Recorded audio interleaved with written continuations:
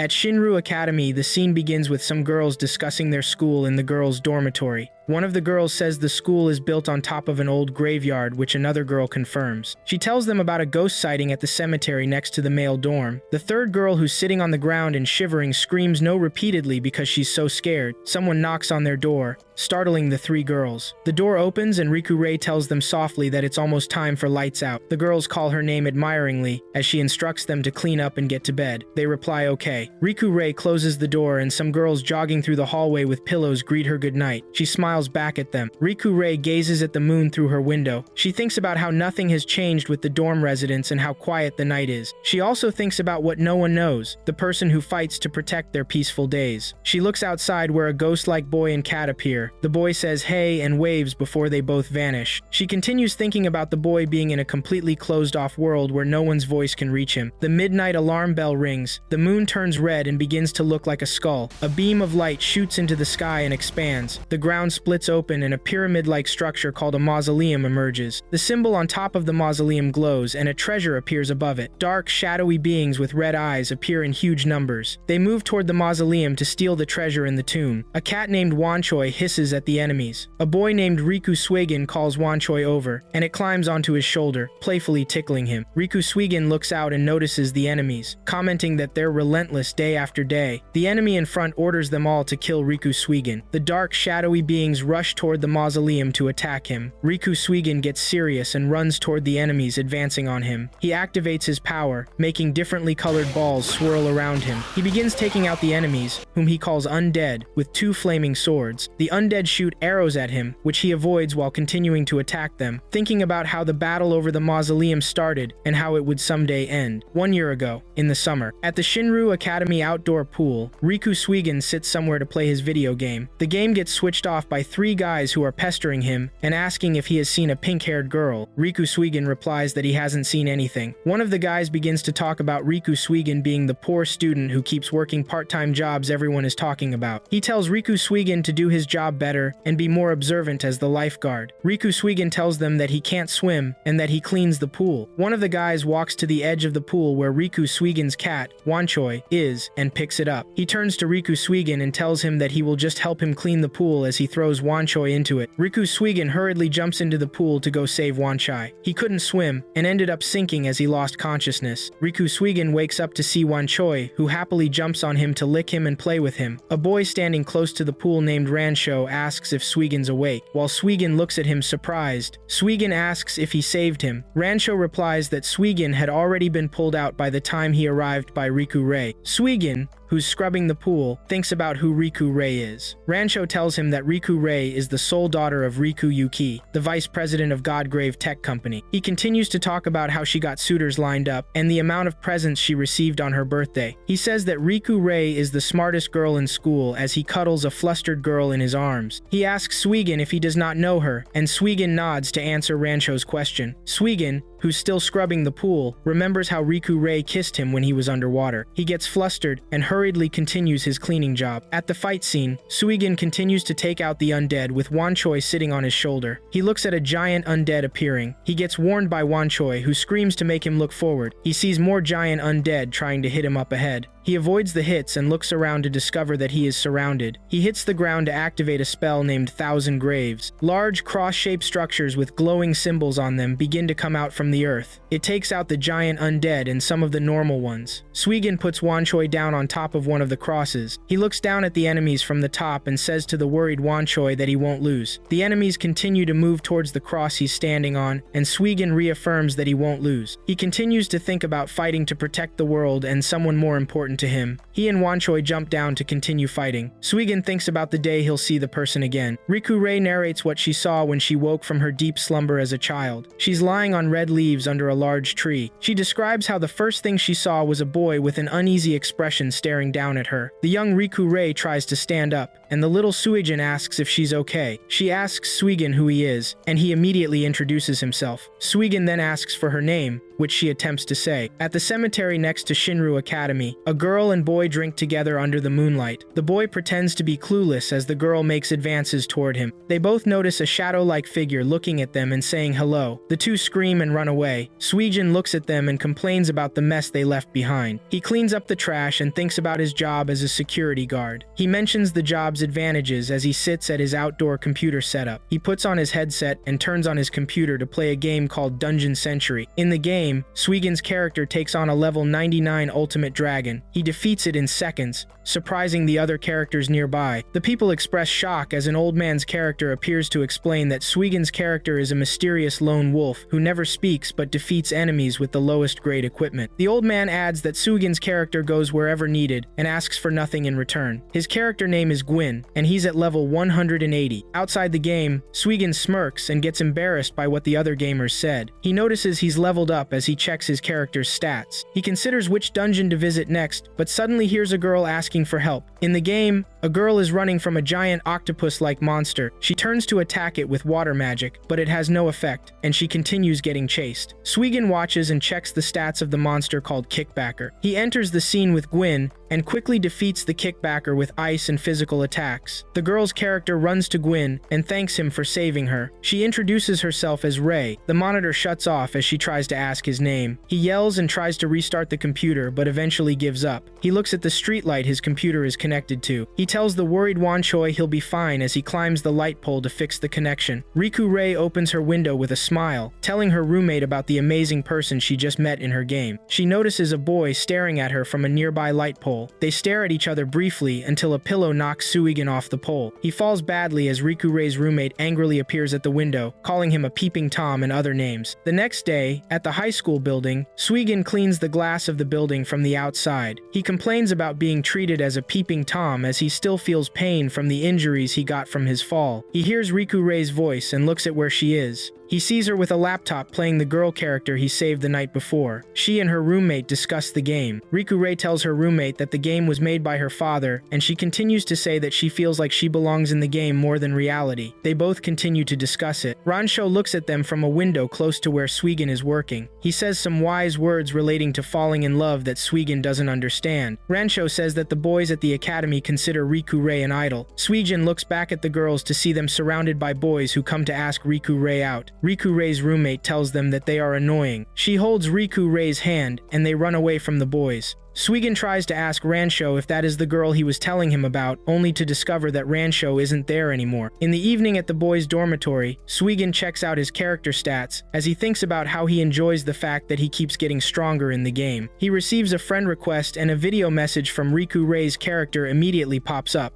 The message shocks him and it makes him start to cough. She thanks him for saving her when she was in danger and asks him to be her friend. The surprised Suigin sits on his chair as his brain enters overdrive mode. Suigin rides a bicycle to deliver some packages. He thinks about the time he and Riku Rei have been together over the months to be like a dream. He looks at her character in his room as he thinks about how he always thought all he needed was to be in the game and be with her until she says that she wonders what he's like outside the game. She tells him that she would love to meet the real him someday. Suigin, who's riding his bike, stops and laughs before thinking to himself that they can never meet because of his poor situation in real life and how they both live in completely different social statuses. Suigin thinks about his only wish, which is to continue to stay with her in the game. He tries to log in but receives an important announcement that the game will be discontinued. He gets shocked and screams out. The next morning at school, the devastated Suigin struggles to walk. He thinks about the ending of the game and walks past some students who do not care about him. He looks into the sky still lying on the bush and thinks about his adventures with Rei. Riku Rei's father gives her a package and she asks what it is. He tells her that he wants her to hold on to it. He also tells her to follow the instructions in it if something happens. She asks her father what he means and what's going to happen. He replies that she shouldn't worry and that it's just a precaution, and says that the game, Dungeon Century, has finished its role as a prototype and that the new game is about to start. He tells her about what the new game will be like and how she found a new partner in the just concluded one. Riku Rei gets flustered and asks if he's monitoring her. He gives his reason and apologizes for it when she starts to complain. Suigin kneels in front of a water pool in the school, still looking devastated. He looks into the water and thinks about Riku Rei's character in the game. The students around wonder what he's doing as none of them try to approach him. Ranshu, who's also watching, walks up to Suigin with a girl who tries to stop him. He talks about the game and Suigin replies to him that the world has ended. The girl listening to their conversation wonders what they are saying. Ranshu tries to tell him that even if the game is discontinued, all he has to do is meet her in real life. Suigin replies that she only knows him in the game, and the girl with Ranshu asks if it's a one-sided love thing with someone he never met. Suigin stands still looking depressed and says that they live in two completely different worlds. He walks away from the scene staggering and the girl asks Ranshu if he would be alright. Ranshu says some cool words which makes the girl flustered and say that he's wonderful. Suigin thinks of work and Rei as he continues to stagger by the roadside. A car carrying Riku Rei's father passes by him and after a while, he falls to the ground. The person driving Riku Rei's father tells him about his schedule for the day. At nighttime, Riku Rei's roommate tries to tell her that staying up all night is not good for her health. Riku Rei, who's working on her computer, thanks her and says that she'll be fine. The roommate goes to sleep,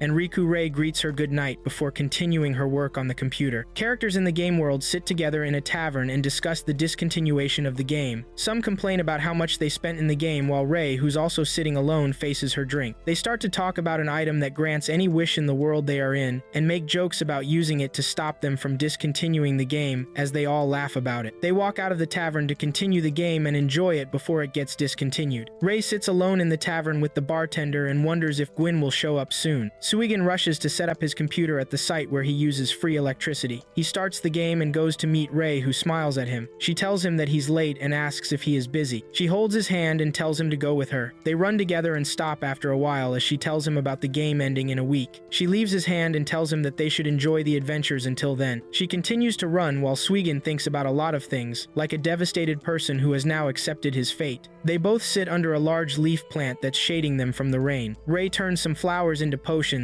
and tells Gwyn that there is something she wishes to find before the game ends. She gives him 2 of the 3 she just made and continues to talk about her wish. Gwyn, who doesn't talk, takes the portions from her and accepts to help her achieve this wish. He extends his hand to shake her, and she happily jumps on him to hug him. They fall to the ground, which shakes the leaf plant shading them, and all the water collected on it pours on them. She begins to laugh as she lies on top of him. Suigin, who's also enjoying the game, thinks about how he can be with her as the water splashes around. Later that night at the Godgrave Tech Company, GGTC, they began an announcement of a new online game named Gravebuster, which they call the ultimate online game. The announcers continue to describe the game to the masses. They end the announcement with the theme of the game, which is reality that surpasses reality. One of the top officials in GGTC says that it is thanks to the genius game designer, Riku Yuuki, that they can finally announce the game. Riku Rei's father, named Riku Yuki, replies that it is just the beginning of everything, while the announcers continue to say the name and theme of the game. At the boys' dormitory, Suigin lies face flat on his bed and begins to think about Rei's voice telling him to come over. He starts to laugh while Wanchoi sleeps in its cat bed. On the day of its release, Dungeon Sentry was set to be discontinued. Suigin thinks about the game shutting down while washing dishes in the kitchen. Later, he sits outside contemplating how at midnight he'll lose his only connection to Riku Rei, while his pet Wanchoi eats from its dish. At night in the game, players hold a festival celebrating the game's finale. Rei watches briefly before running away, visibly upset. Riku Yuta observes everything from his office as in-game announcers inform players about the upcoming new game. He receives a video call from a woman asking if he's heading home. He replies that he wants to watch until the end. She mentions the game must be important to him, but he laughs it off, telling her not to worry about an old man and to go home. After she politely ends the call, Riku Yuta reflects on his goal to find someone, wondering if it still matters and if he still believes in people, as a flower appears on his monitor. Suigin races on his bicycle to set up his computer. His bike malfunctions, causing glass containers from his logistics job to shatter on the ground as he falls into bushes. Meanwhile, in the game, Rei, who's been waiting at their usual tavern, stands up and asks the bartender for a favor. At Godgrave Tech Company, security personnel are unconscious as a woman infiltrates the building. Rei admires a field of glowing flowers she's never seen before. At GGTC, the infiltrator points a gun at Riku Yuki, telling him not to resist. When he questions her actions, she says it pains her to dispose of a coworker. Riku Yuki asks if this is Ling's scenario, calling it third rate. In the game, Rei picks glowing flowers while chaos erupts in the city. A boss character kills game characters, demanding more. Suigin runs frantically toward his setup, repeatedly cursing. City inhabitants flee through the flower field, while Rei watches in confusion. She notices the enemy draining life force from captured people with energy threads, absorbing their equipment and dropping their lifeless bodies that disperse into light. Tearfully grabbing her weapon, Rei demands to know how it could do something so horrible. In Riku Yuuki's office, the woman asks at gunpoint if he'll reveal how to open a tomb. He asks if she truly believes he would help grave robbers. Calling him the final Gravekeeper, she thanks him for his service before shooting him in the head. Suigin, who has been running for a while, stood to catch his breath as he gasped for air. He continues to run toward his destination, which is close to the girls' dormitory. Rei dodges the energy threads of the monster. She screams that it is the last day of the game they all love, so much as shoots some of her magic abilities at the monster. The monster easily blocks the attacks as a large tentacle comes out of the ground and disrupts Rei's stance. The monster says that it wants all the items. Its lower body, Gwyn arrives in the game to see firecrackers in the sky and chaos everywhere on land. The master of the bar, who's under some of the collapsed building's materials, calls to Gwyn and tells him that he has a message from Rei. The master of the bar plays the voice recording of Rei to him. She says that he seems busy, so she went ahead of him and hoped that he would come soon. Gwyn hurriedly runs through the chaos-affected area to where Rei is, while the firecrackers continue to blow out in the sky. Rei opens her eyes and sees Gwyn holding her in his arms. She tells him that she knew he would come and continues to say that he has saved her many times. She tells him that she wants to thank him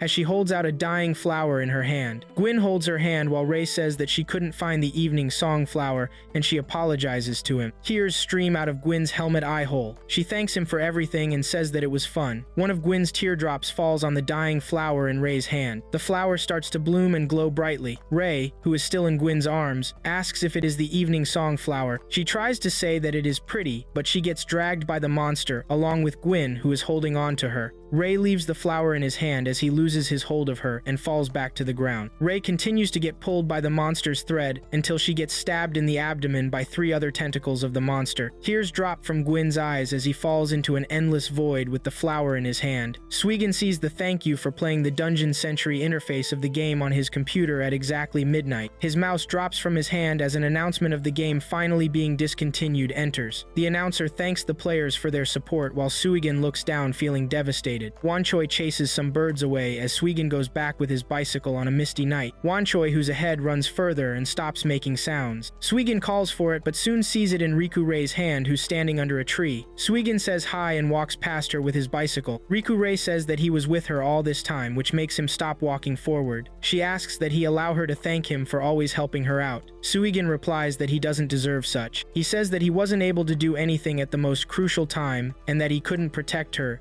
as his eyes got teary. Riku Rei puts Wanchoi on Suigin's shoulder and asks if he'll save her next time in the new game. The bicycle falls from his hands and he begins to panic about what he's going to do about the spoiled bicycle and how he's going to work. Riku Rei starts to laugh as Suigin moves around panicking and saying things. Police vehicles surround the Godgrave Tech Company. An officer informs the higher-ups on the intercom that they have set up barricades around the building and the surrounding area. The officer continues to say that they are currently continuing with their investigation to take pictures of the murder scene. Suigin runs very fast past 2 girls who scream because his wind pressure also pushes up their skirts. The flustered girls look at him and wonder what is wrong with him. Suigin thinks about what Rancho told him about Riku Rei's father as he continues to run towards the girls' dormitory. Suigin sits outside at the entrance of the dorm. He thinks about what her roommate told him when he reached there and how Riku Rei won't be coming back to the dorm for a while. At Riku Yuki's funeral venue, the men in suits set up the venue while some people talk about how Riku Yuki was his daughter's only relative and the huge debts he had from various places. Riku Rei sits in front of the hall alone, crying silently and shivering with her father's picture in her hands. Suigin watches the news about the death and funeral of Riku Yuki. A member of the Godgrave Tech Company says some words about the deceased and declares that the company will work with law enforcement to bring the culprit to justice. The woman who killed Riku Yuki watches from a hidden location in the hall as the man says that they will make the culprit pay for the crime. Suigin, who's watching the funeral program on television, sees the face of the deceased and immediately remembers the man holding his hand when he was much younger. He says to himself that he knows the man. The next day at school, Riku Rei apologizes to Suigin for asking him to come when he is busy with work. Suigin Suigin replies that it's not a problem, and he tells her that he is very sorry. She replies to him that she is fine now, and moves on to the important topic. She opens the package her father gave to her before, and tells Suigin that she wants him to have it. She hands it over to Suigin, and he picks up the paper on it that has his name. He reads the content of the letter, and then proceeds to open the package. He sees a device in it, and Riku Rei calls it a Seibei. She tells him that it is a console her father created specifically to play the new game. Suigin asks why her father wanted him to have it. He places some of his fingers on it, and the console begins the user identification sequence. The device scans him entirely down to his fingerprint and genes to complete the user identification. The device starts up the system while he asks the clueless Riku Rei what is going on, which she replies that she doesn't know. A van enters the school compound as Suigin asks her why her father would give him such a thing, and she replies that she doesn't know. Riku Rei begins to tell him that she is not her father's biological daughter and that she doesn't remember much. She apologizes for telling him something so strange, which he replies that it isn't. A woman calls Riku Rei outside the room and opens the door to tell her that she has guests outside. Riku Rei immediately stands and tells the woman that she'll go see them. She looks at Suigin and tells him that she'll be right back.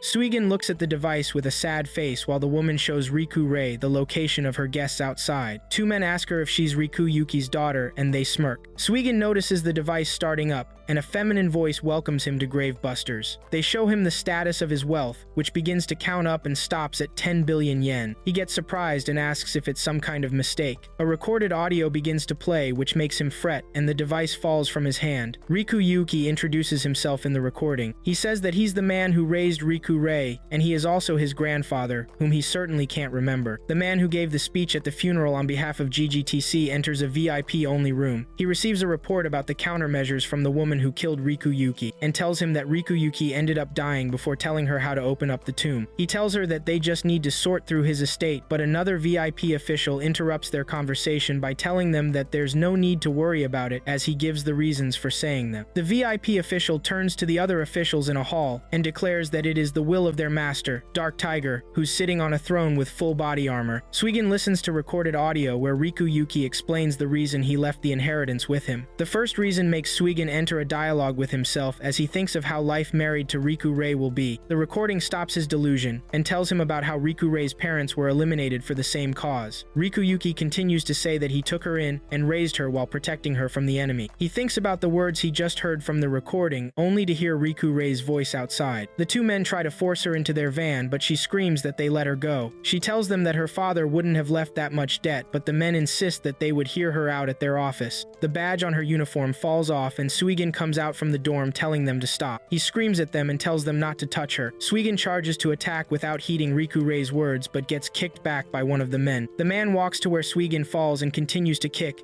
and also step on him while the words of Riku Yuki continue to run in his head. Riku Rei begs the other man with teary eyes to tell his friend to stop and that she'll go wherever they want her to. The man smiles and tells the other man beating down Suigin that they should leave. The man turns to leave after making his comment, but Suigin holds on to his leg. Suigin tells them to wait and that he will pay the debt. Suigin runs in to get the device he just got from Riku Rei, where he has 10 billion yen. He tries to withdraw 500 million yen, but the voice assistant in the device tells him that it is not possible to convert in-game currency into real money. The devastated Suigin throws the device away, as he says that there is no point if he can only use the wealth in the game. He starts to think that he can't save Riku Rei again. He looks through the window to see that she's being taken away in the van. Riku Rei looks at him from the window side of the van and thanks him for trying to save her. She tells him that it made her happy, and she'll never forget him no matter where he is, as tears drop from her eyes. Suigin stands by the window devastated and thinks about Riku Rei's laughing. After a short while, he decides what he will do. The men in the van talk about Suigin being a strange brat and some other things. They suddenly notice him coming from behind on a bicycle. Suigin screams out her name, and her badge that he is holding with his mouth falls. The men wonder what he is doing, but Riku Rei turns down the window to call to see him while the man sitting by her side tries to stop her. Riku Rei stretches out her hand and continues to call for Suigin. Suigin also tries to reach for her hand as he screams that he will save her no matter what. He tells her to wait for him and replies that she will wait for him as tears fall from their eyes. The man man riding the van steps on the brake, which makes Suigin go ahead of the van and struggles to get his balance. Riku Rei calls his name, and the man sitting next to her holds her down and angrily tells her to stay out of it. He falls off the bicycle and tumbles while the van speeds off. Riku Rei sits quietly holding her knees while the men talk about the possibility of Suigin dying. A golden god grave tech company badge gets thrown in the air, and a glowing man appears in the car sitting in between Riku Rei and the other man carrying her. The man in the car asks the glowing man who the hell he is, and he replies that he is Silicon Totems. Suigin continues to run in the direction the van went and sees the accident that happened as the van lies sideways. He asks Silicon what he did to Riku Rei and tells him to let her go. Silicon asks if he's Riku Suigin and tells him that Temujin has a message for him. The message says that he'll be waiting for Suigin in Gravebuster. Silicon tells Suigin that he has delivered the message and immediately vanishes with Riku Rei. The van behind him explodes and Suigin falls to his knees, wondering how the man disappeared. In the boys' dormitory at night, Suigin tries to turn on the console device in his room. He presses the button repeatedly, but it doesn't work. He wonders what's wrong with the device and if the battery is low. He puts it down on his bed and stares at it. He recalls what Riku Rei and the recording of Riku Yuki told him. Lying on his bed, he thinks about the Gravebuster that Riku Yuki created. Tears in his eyes, he wonders about the guy who took Riku Rei away and where he might have taken her. The console device between his legs starts to glow, and a woman in revealing clothes appears on top of him. Suigin panics and asks who she is. She introduces herself as Twin Star and says that he called for her. The panicking Suigin tells her she has the wrong room. She replies that he summoned her and calls him Master. She calls his name as the ID, and he gets teleported into the game. Inside Gravebuster at stage 34, Suigin lands in a desert setting. He notices Twin Star lying unconscious on the ground. Twin Star's body suddenly disintegrates, leaving behind two ball-like creatures that formed her breasts, shocking Suigin. At another location on stage 34, a guy holding a staff comments that the stage is nice and quiet. A girl remarks that the sky seems distant, and another woman mentions that this is a hidden stage no one has robbed yet. The three of them move forward to begin grave robbing. Suigin touches the two ball-like creatures on the ground, wondering if they are the woman's true identity. They get blown away when a giant pyramid monster suddenly emerges from the ground, warning them not to awaken him. Suigin looks at it in shock and asks the panicking Twin Star creatures what the monster is. A giant pyramid monster yells loudly, and the wind pressure from its shout pushes Suigin while the Twin Star guides him. The Twin Stars hide in his jacket, saying they're just guides and they'll leave the rest up to him. Suigin takes out the device he got from Riku Rei, and the Twin Stars, now inside the device, introduce themselves. Suigin panics and asks what kind of guards would run away at the very beginning. He gets pushed back by the monster's shockwave as it yells that he won't escape. Suigin tells it not to yell since he can hear fine, but the monster replies that he's pretty tough. The pyramid monster decides to test if Suigin is worthy of becoming a tomb guardian. He instructs Suigin to help ward off intruders and protect the stage, but notices Suigin is no longer in front of him. The monster looks around and sees Suigin walking away. He yells that he's not done, but Suigin ignores him, saying he doesn't have time. The monster tells him he won't be able to save Riku Rei if he doesn't pass the test. Suigin asks how he knows about that. Suddenly,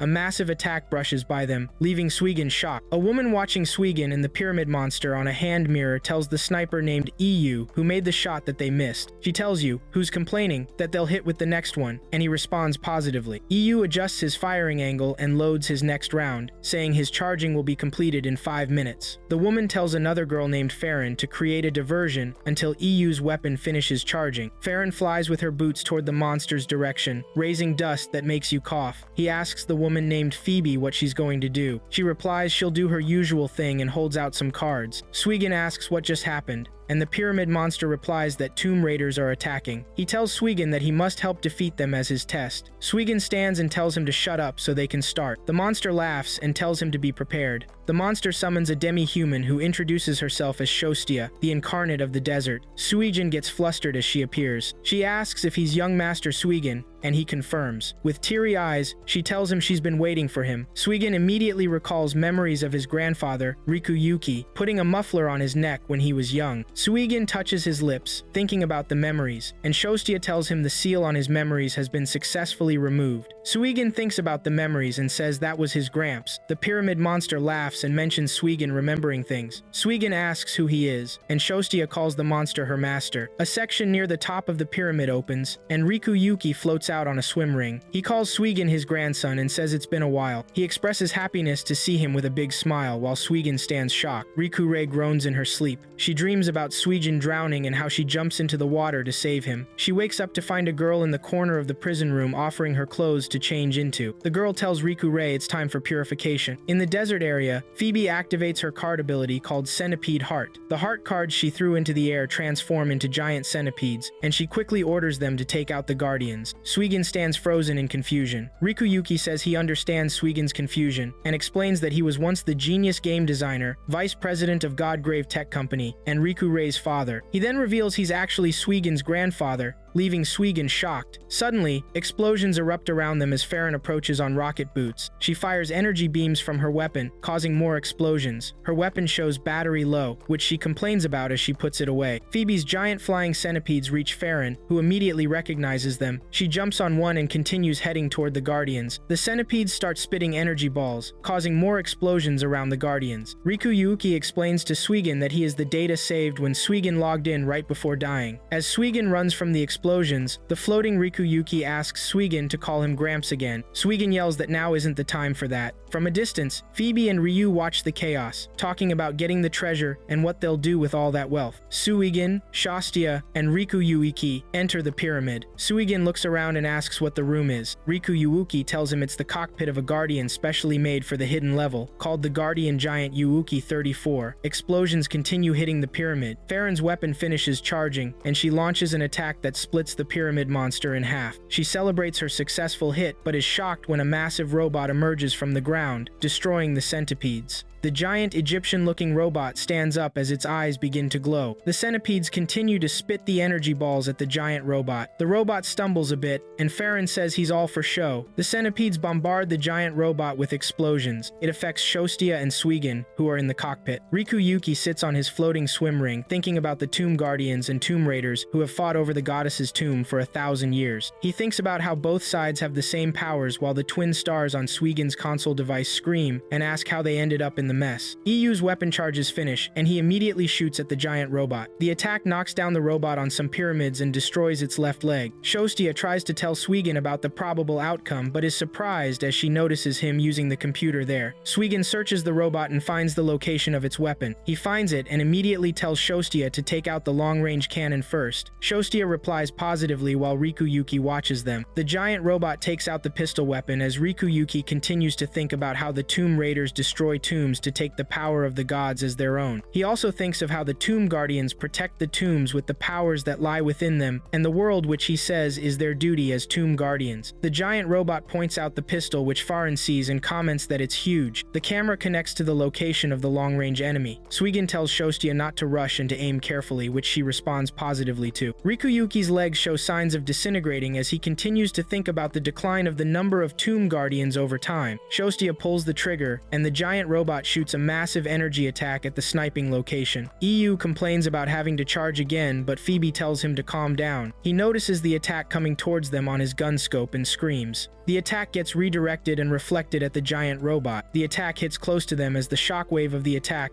affects the people in the cockpit of the giant robot. Phoebe compliments the attack from the Guardian's weapon and says that it was as close as the glass card she used to redirect and reflect the attack shatter. He tells her that he's not freaked out and begins to rant about getting back at the Guardians with his ultimate mode. Phoebe says that they'll get back at the Guardians for attacking them. She takes out a club card, and it glows. Shostia gets hypnotized and starts to shoot at all the club cards that Phoebe throws into the air. The twin star comes into the cockpit to tell them that the shooting energy is low and that they only have one shot left. They ask the people in the cockpit what they're doing, while Rikuyuki tells them that she is hypnotized. Farron continues to attack the giant robot with her attacks, while the centipedes begin to enter the robot. The twin star reports to them that the armor is being destroyed, and that the enemy's familiar has infiltrated their vessel. The explosions continue, and it affects the people in the cockpit. Suigin calls to the floor and sees Rikuyuki lying on the floor. Phoebe uses her Ghostbuster console to call Farron. She tells Farron to take cover, and that EU is about to let off a huge attack. The centipedes bombard the entrance, which the twin stars try to hold out. The blindfolded Shastia continues to say club while Suigin holds his Gramps in his hands. He asks his Gramps what's wrong, and Rikuyuki replies that it's nothing. He continues to say that it's just his saved data starting to disappear and that there is no need to be sad. He tells Suigin to listen well and tells him to protect Bango's tomb. He says that it will also result in saving Riku Rei. He tells Suigin that he is now the last of the tomb guardians as his body disintegrates in Suigin's hands. Suigin begins to cry as he thinks about his unsealed memories of them together. The muffler on his neck starts to glow and he immediately releases a large amount of energy from his body. Farron retreats with the flying centipedes but notices another person flying out of the giant robot on a flying centipede. She calls Phoebe to ask her if there's another player there. Phoebe replies that there isn't another player with them. EU uses his binoculars to check out what is going on and he sees who Farron is talking about. The twin stars both hold the ends of a cloth to prevent Shostia from seeing any club. They notice Suigin's signal and immediately remove the cloth blocking Shostia's view. Farron comments about Suigin's speed and suddenly notices a club sign in front of her. She asks why as the attack from the giant robot comes from behind. It gets redirected towards Phoebe who says no way as she watches it come at her. The attack hits her and she disintegrates into the air. Ryu asks Suigin who he is and asks if he's a guardian. He continues to say that he thought the tomb guardians disappeared a long time ago. Suigin replies that there's one in front of him and claims that he is the last tomb guardian as he holds some diamond cards in his hand. EU jumps into his mini cannon tank and turns it towards Suigin who's standing on a cracked glass card of diamond in midair. He shoots his energy beam at Suigin but it gets reflected at him. After all the fighting ended, Suigin asks if the test is over. Shostia says yes and tells him that he has been acknowledged as the tomb guardian because he defeated the tomb raiders. She congratulates him and he thanks her. He continues to say that he wouldn't have succeeded without her and the twin stars who are sleeping on his console device. Shostia, who's in tears, shakes her head and tells him that he is already a splendid tomb guardian. She thanks him for everything and apologizes that she has to leave. Everything around disappears and Suigin looks around the void they're in. She tells him that the stage and her role have come to an end. She hugs him and tells him goodbye. She disintegrates into the air and wishes him luck in battle. Suigin thinks about Shostia and suddenly hears a woman laughing out loud behind him. He sees a woman who talks down on him and makes fun of him. She laughs and tells him that he isn't the last guardian but her. She takes up her gun and shoots at Suigin who gets hit. Suigin falls into the void where they are while the woman continues her laugh as she watches him go down. On stage 35, Golden Mind's Phoebe's team arrives on stage 35 with a new man accompanying them. The man tells them to listen up and starts talking about his dream. He stands close to Phoebe and says his dream is for all the world's wealth to belong to gold hunters one day. Phoebe punches him away and tells him to stop trying to sound cool while grabbing her butt. Farron and EU sigh and look away while the man, lying on the ground, makes squeezing gestures with his hand while thinking about his big dream. He immediately wakes up on his bed in real life as the console device falls to the ground. He quickly checks his chest where he was shot and notices the injury disappearing. The device on the ground starts ringing. He picks up the device and answers the call. The caller asks if he's Riku Suigin, which he confirms, and he asks who's calling. The man tells him he's Temujin of Totems. Temujin tells Suigin he'll be waiting for him in Gravebuster before hanging up.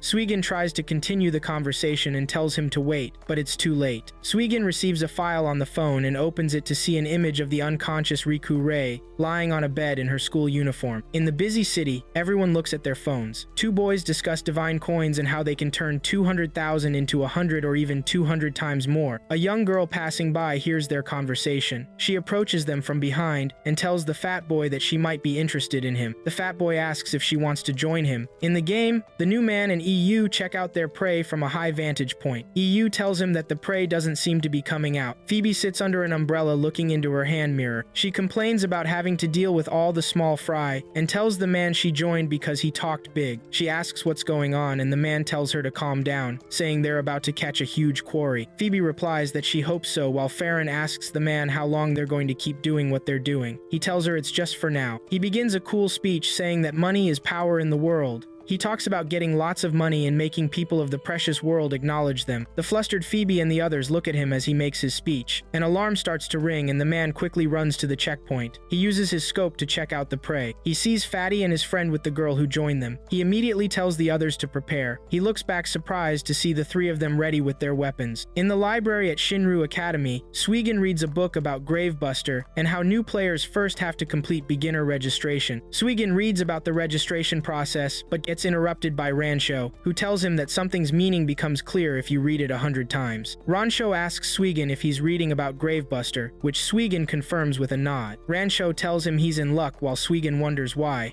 Rancho introduces the fat girl behind him to Suigin and tells him she's a game freak who participated in the closed beta. In Gravebuster, the fatty defeats a monster. He brags that spending 200,000 was worth it. The girl compliments him while his friend responds that money equals power. Phoebe approaches from behind and tells the fatty he's strong. She asks for a favor while using her body to entice them. The two guys eagerly ask what she wants while their female companion questions if Phoebe and Farron seem suspicious. Phoebe gives the girl a cold stare, making her immediately stop talking. Phoebe starts acting cute, explaining that she and Farron discovered amazing treasure, but dangerous monsters guard it. Phoebe tells Farron to also request their help. The nervous Farron says please and looks away, which motivates the guys even more as they comment about her. At Shinryu Academy, Suigin sits by the pool using his computer. He reads information about Gravebuster's current ruler named Dark Tiger and his organization called Precious. He continues reading about Precious's wealth and how they use it to control the game world. That night in his room, he reads about recent forces opposing them. He remembers what the fat girl told him about Temujin of Totems. She explained that Totem is a new group fighting against Precious. She says Temujin is the leader and a villain willing to do anything. She also mentions Temujin is known as the terrifying man who devours everything. Suigin thinks about what the fat girl said about devouring everything. He immediately grabs his console device to look at Riku Rei's picture that was sent to him. He considers the possibility that Temujin might have devoured her. He rolls around on his bed, screaming her name. Riku Rei sits on a bed, examining the room she's in. Someone announces they're entering. The man walks in and asks if she's comfortable, telling her to make herself at home and asking if she needs anything. She tells him to let her go. The man apologizes and says that's impossible. He approaches her while a little girl watches from the doorway. The man holds Riku Rei's face, telling her she'll soon never want to leave. Riku Rei struggles to free herself from his grip, and he comments that she's feisty, but that's fine because it wouldn't be fun otherwise. He laughs and walks away, and she sees his name, Temujin, written on the back of his robe. At stage 35, Phoebe and Farron lead the guys to their destination. Phoebe announces they've arrived. The boys look around but don't see any monsters. Phoebe continues her act, saying they were slimed and got all sticky in the abandoned mine, which excites the boys. Farron adds that it cost them 3 million, which motivates the girl with the guys. The three rush toward the mine. Phoebe signals to EU standing on top of the mine area. EU strikes his staff on the ground, trapping the three in his cage. The boys beg Phoebe and Farron to save them, but the trapped girl hits them and says they've been tricked. The boys plead to be released while the girl threatens to report them. The man who joined Phoebe's team makes an embarrassing introduction, saying people call him Golden Ryozabaru and Wild Wolf. Riku Rei's roommate shows her desk to Suigin. She tells him that no one knows where she is and says that she hopes Riku Rei comes back soon. Suigin looks at the small drawing of Gwyn that is attached to a corner of her monitor. Suigin tells the roommate that it's okay and that she doesn't have to worry. He says that Riku Rei will come back no matter what. He thinks to himself that he'll bring her back no matter what. In Gravebuster, Wild Wolf and the rest of his team raise their cups to cheer at the lobby stage. They drink and celebrate their success of racking up millions. EU praises Wild Wolf for its success. Wild Wolf says that it's best to attack newbies who are stacked on cash. Phoebe tells him not to say such things in public, but he asks her why. She sighs because of his stupidity. Farron calls their attention to another player who is sitting at a table alone and acting weird. EU stands and tells the others that he wants to go ask the player what's wrong. At Temujin's palace, a girl named Retret brings a red console device to Temujin. He asks her if it's completed and she replies that it is. He tells her well done. She excuses herself and immediately disappears from the room. Temujin says that the device will let Precious know that they can be unpredictable. Koshiriko, the little girl assigned to Riku Rei, asks if the leader made the device for Riku Rei. The masked guy tries to stop Koshiriko, but she continues to say that Riku Yuuki is dead, which makes his daughter useless. She asks why, and Temujin replies that she wouldn't understand a girl's worth or what it means. At the lobby stage, EU tells the others about the information he got. They were surprised to hear that his team was wiped out. They discussed the team and how it was related to Precious. Wild Wolf asks if the weird guy is the leader, and EU affirms it. EU continues to say that the weird guy said some insanely strong woman appeared out of nowhere and stripped them of all their belongings. Phoebe and Wild Wolf react about it, and Wild Wolf gives their view on what probably happened. He goes on to say that the leader must be someone as awesome as him. The next day, Wild Wolf raises his sword and declares that it's another day filled with mugging. He points his sword to the new set of people caught in the cage trap and asks them to leave their belongings. The captured people beg that he spare their lives and that they will pay him. Wild Wolf tells them that money is life in Gravebuster. He tells them that they'll be forcibly logged out and their account killed if they run out of money. EU compliments the line he just used and writes it down. Phoebe and Farron, who are also watching, say it is lame. Wild Wolf stabs one of the caged players with his sword, and his financial power comes up above 50 million, while the player he stabbed searches for his armor armor and money. He gets logged out while Wild Wolf licks his sword and asks who's next. The gesture makes the remaining 2 players in the trap cage start to shiver. Someone shoots at the top of the trap cage and it immediately begins to disappear. Wild Wolf and his team look up to see the lady who shot Suigin when he was in the void. Wild Wolf asks who she is. The lady replies that he has something pretty interesting despite his lack of skills. Wild Wolf looks more carefully and notices it's a woman. The other team members attack her, but she dodges all their attacks and lands in front of Wild Wolf. She points her gun at Wild Wolf, but realizes she's surrounded by his team. Phoebe tells her that's as far as she goes, and says that Wild Wolf is their leader despite how he looks. Wild Wolf compliments them and tells the woman to drop her gun. She smiles and lets her gun fall. When the gun touches the ground, a large trap encircles everyone surrounding her. She jumps out of the circle while the others get trapped in the woman's cage, points her gun at Wild Wolf, and demands he hand over the goods. Wild Wolf falls on his butt with tears in his eyes. He begs her to wait and says they'll hand over their buster items as she walks toward him. He starts listing all their super rare items and says she can have them, while his team members sigh from inside the trap cage. He tricks her into looking at the others and stabs her from behind with his sword. He laughs and says he's just kidding while calling her an idiot. His disappointed teammates express what they think about what he just did. The woman starts talking about Wild Wolf's sword that drains the opponent's financial power. She confirms the sword also takes from whoever has the least money. Wild Wolf affirms this and says he has 50 million despite how he looks. Both their financial power gauges appear. Wild Wolf and his team are shocked as they watch her gauge continue to rise above his own. Phoebe and Farron ask if she's one of the 5 players who have over 100 million in the game. Wild Wolf falls to his knees as his sword disappears, and he calls her one of the billion players. She looks down at him and says she wouldn't mind giving it to him. A massive gold bar falls from the sky, making Wild Wolf and his teammates panic. The woman disappears, and the giant gold bar lands on them. At the boys' dormitory, Suigin holds his console device and prepares to log in. Twin Star appears behind him and asks if he's ready. Suigin nods and says he knows where he needs to go. He immediately gets teleported into the game. At stage 35, the trap cage disappears and EU rushes out to find Wild Wolf. Phoebe notices the woman in a carriage and asks for her name. The woman replies that her name is Collector and that she's a woman who lives solely to kill tomb raiders. She rides off laughing loudly while Phoebe thinks about Collector. EU calls to Wild Wolf, who has been stripped of all his belongings, telling him to wake up. Wild Wolf says that money is over as he gets logged out of the game. At the Precious base, the leader asks who dares to defy Precious.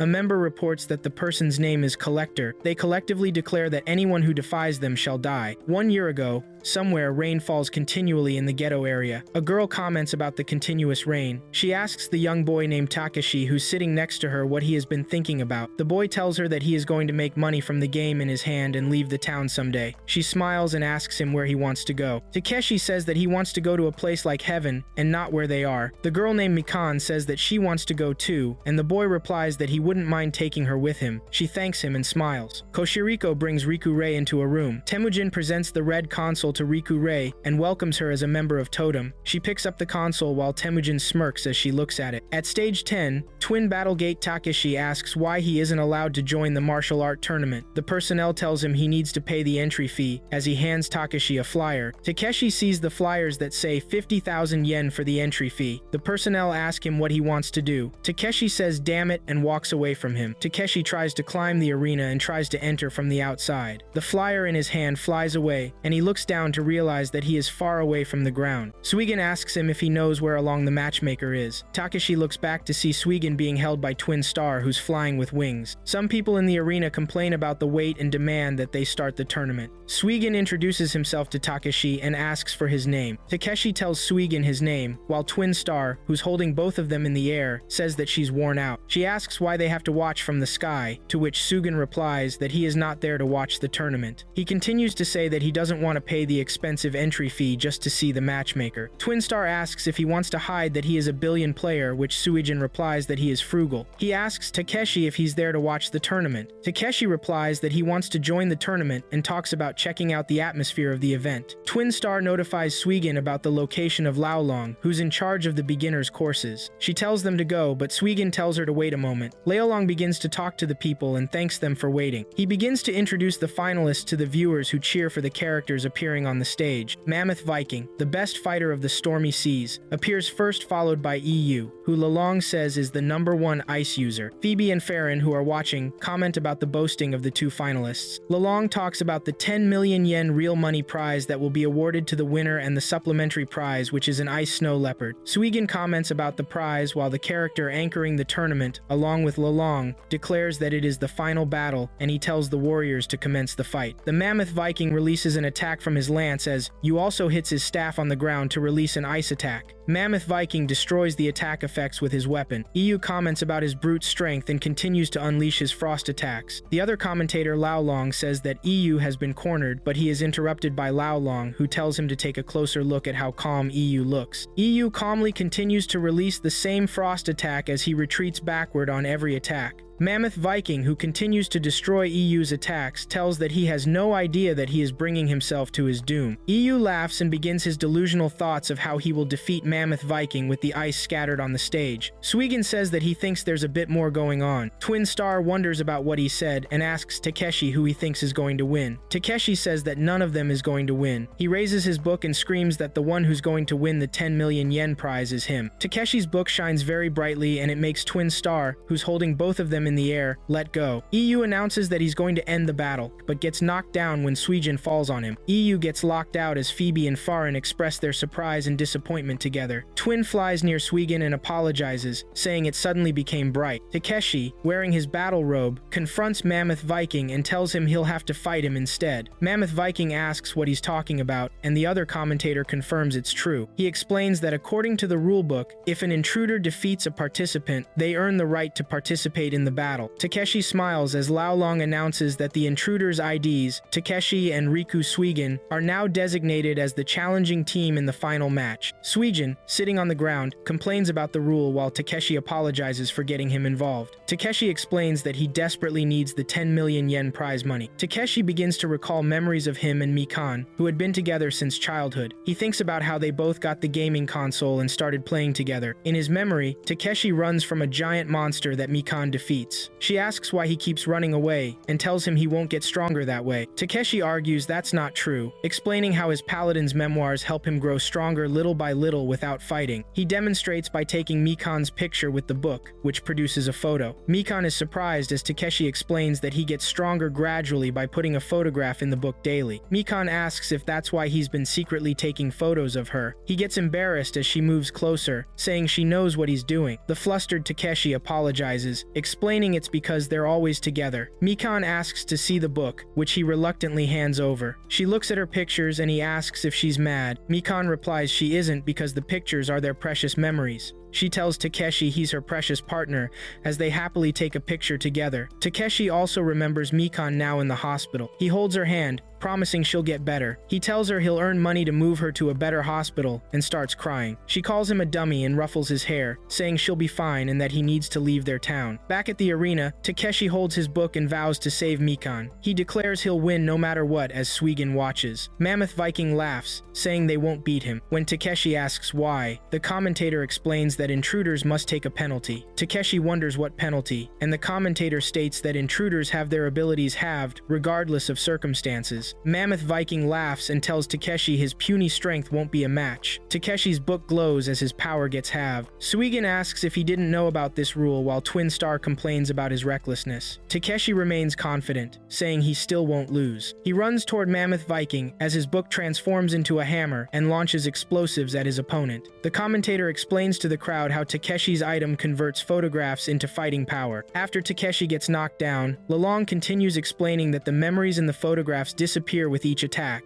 Suigin looks at some used pictures on the ground and disappears. Takeshi picks up his hammer and says he doesn't care if all his memories vanish. He declares he'll continue if that's what it takes to save Mikan. Takeshi runs towards Viking to strike with his hammer. He screams that it's for his Mikan as he raises the hammer to attack. Suigin holds his robe from behind, which kills his attack. Takeshi falls to the ground, and the hammer he was holding falls on his head. The hammer rolls to the ground and transforms back into Takeshi's book of memories. Laolong continues the commentary saying that intruders have inexplicably begun attacking each other. Takeshi holds his head in pain, and Suigin walks towards Takeshi's book. The other commentator asks if it's a type of strategy, but Laolong replies that he doesn't have any idea. Laolong looks at Twin Star, who's cheering for Viking, and says that he thinks he has seen the girl somewhere before. Mammoth Viking begins to show off, and he says that it's fun as Twin Star continues to cheer him on. Twin Star thinks to herself that Viking is an idiot and that she's counting on Suigin. Takeshi, who's lying on the ground and holding his head head in pain, raises his head to ask Suigin what he's doing. He sees Suigin, who opens the picture book in front of him and realizes that the pictures have disappeared. Suigin asks Takeshi if he thinks Mikan will be happy about it. Suigin says that the memories they both made together are going to disappear not just from Takeshi's heart, but also from Mikan's. Takeshi, who's remembering some of his memories with Mikan, begins to cry and says that there's no other way to cure Mikan's illness. Takeshi tells Suigin that he doesn't want the memories to disappear, while Viking on the other end waves to the fans as Twin Star continues to cheer him on. Suigin gives Kakashi his book with a smile and tells him that it'll be fine. He says that he'll switch with him. The commentators talk about the intruder team's little meeting and the switch they made. They bring up Suigin's ID information only to find out that hasn't even finished the beginner's course. The commentators say Suigin is 100% an amateur, while Phoebe and Farin look at him suspiciously as Suigin waves at the viewers. Mammoth Viking says that they are mocking him by making him fight an amateur after making him wait for so long. He immediately begins to attack Suigin, who only dodges. Viking throws blows and words at Suigin, who struggles to avoid being hit. The commentators begin to talk about the battle while Twin Star complains that Suigin is hopeless. Viking tells him to stop moving around as he releases a frost attack at him. Suigin's lower body gets frozen on a spot and Viking walks closer to finish him off. Viking tries to finish off Suigin, but his attack gets blocked by Twin Star. Takeshi watches everything that is happening while the commentators continue to narrate what is happening to the crowd. They bring up the Twin Star's information and realize that there's no registration data on her. The immobilized Suigin thanks the Twin Star for her help and she turns to him to say that he owes her big time for it. Viking comments about Twin Star and says that he chooses her. He asks her name and Twin Star begins to boast about her beautiful yet terrifying true form. The Twin Star releases some energy and transforms into the two-ball-like creature form. Suigin, who looks disappointed, says beautiful yet terrifying, which makes the Twin Stars embarrassed as they claim they made a mistake.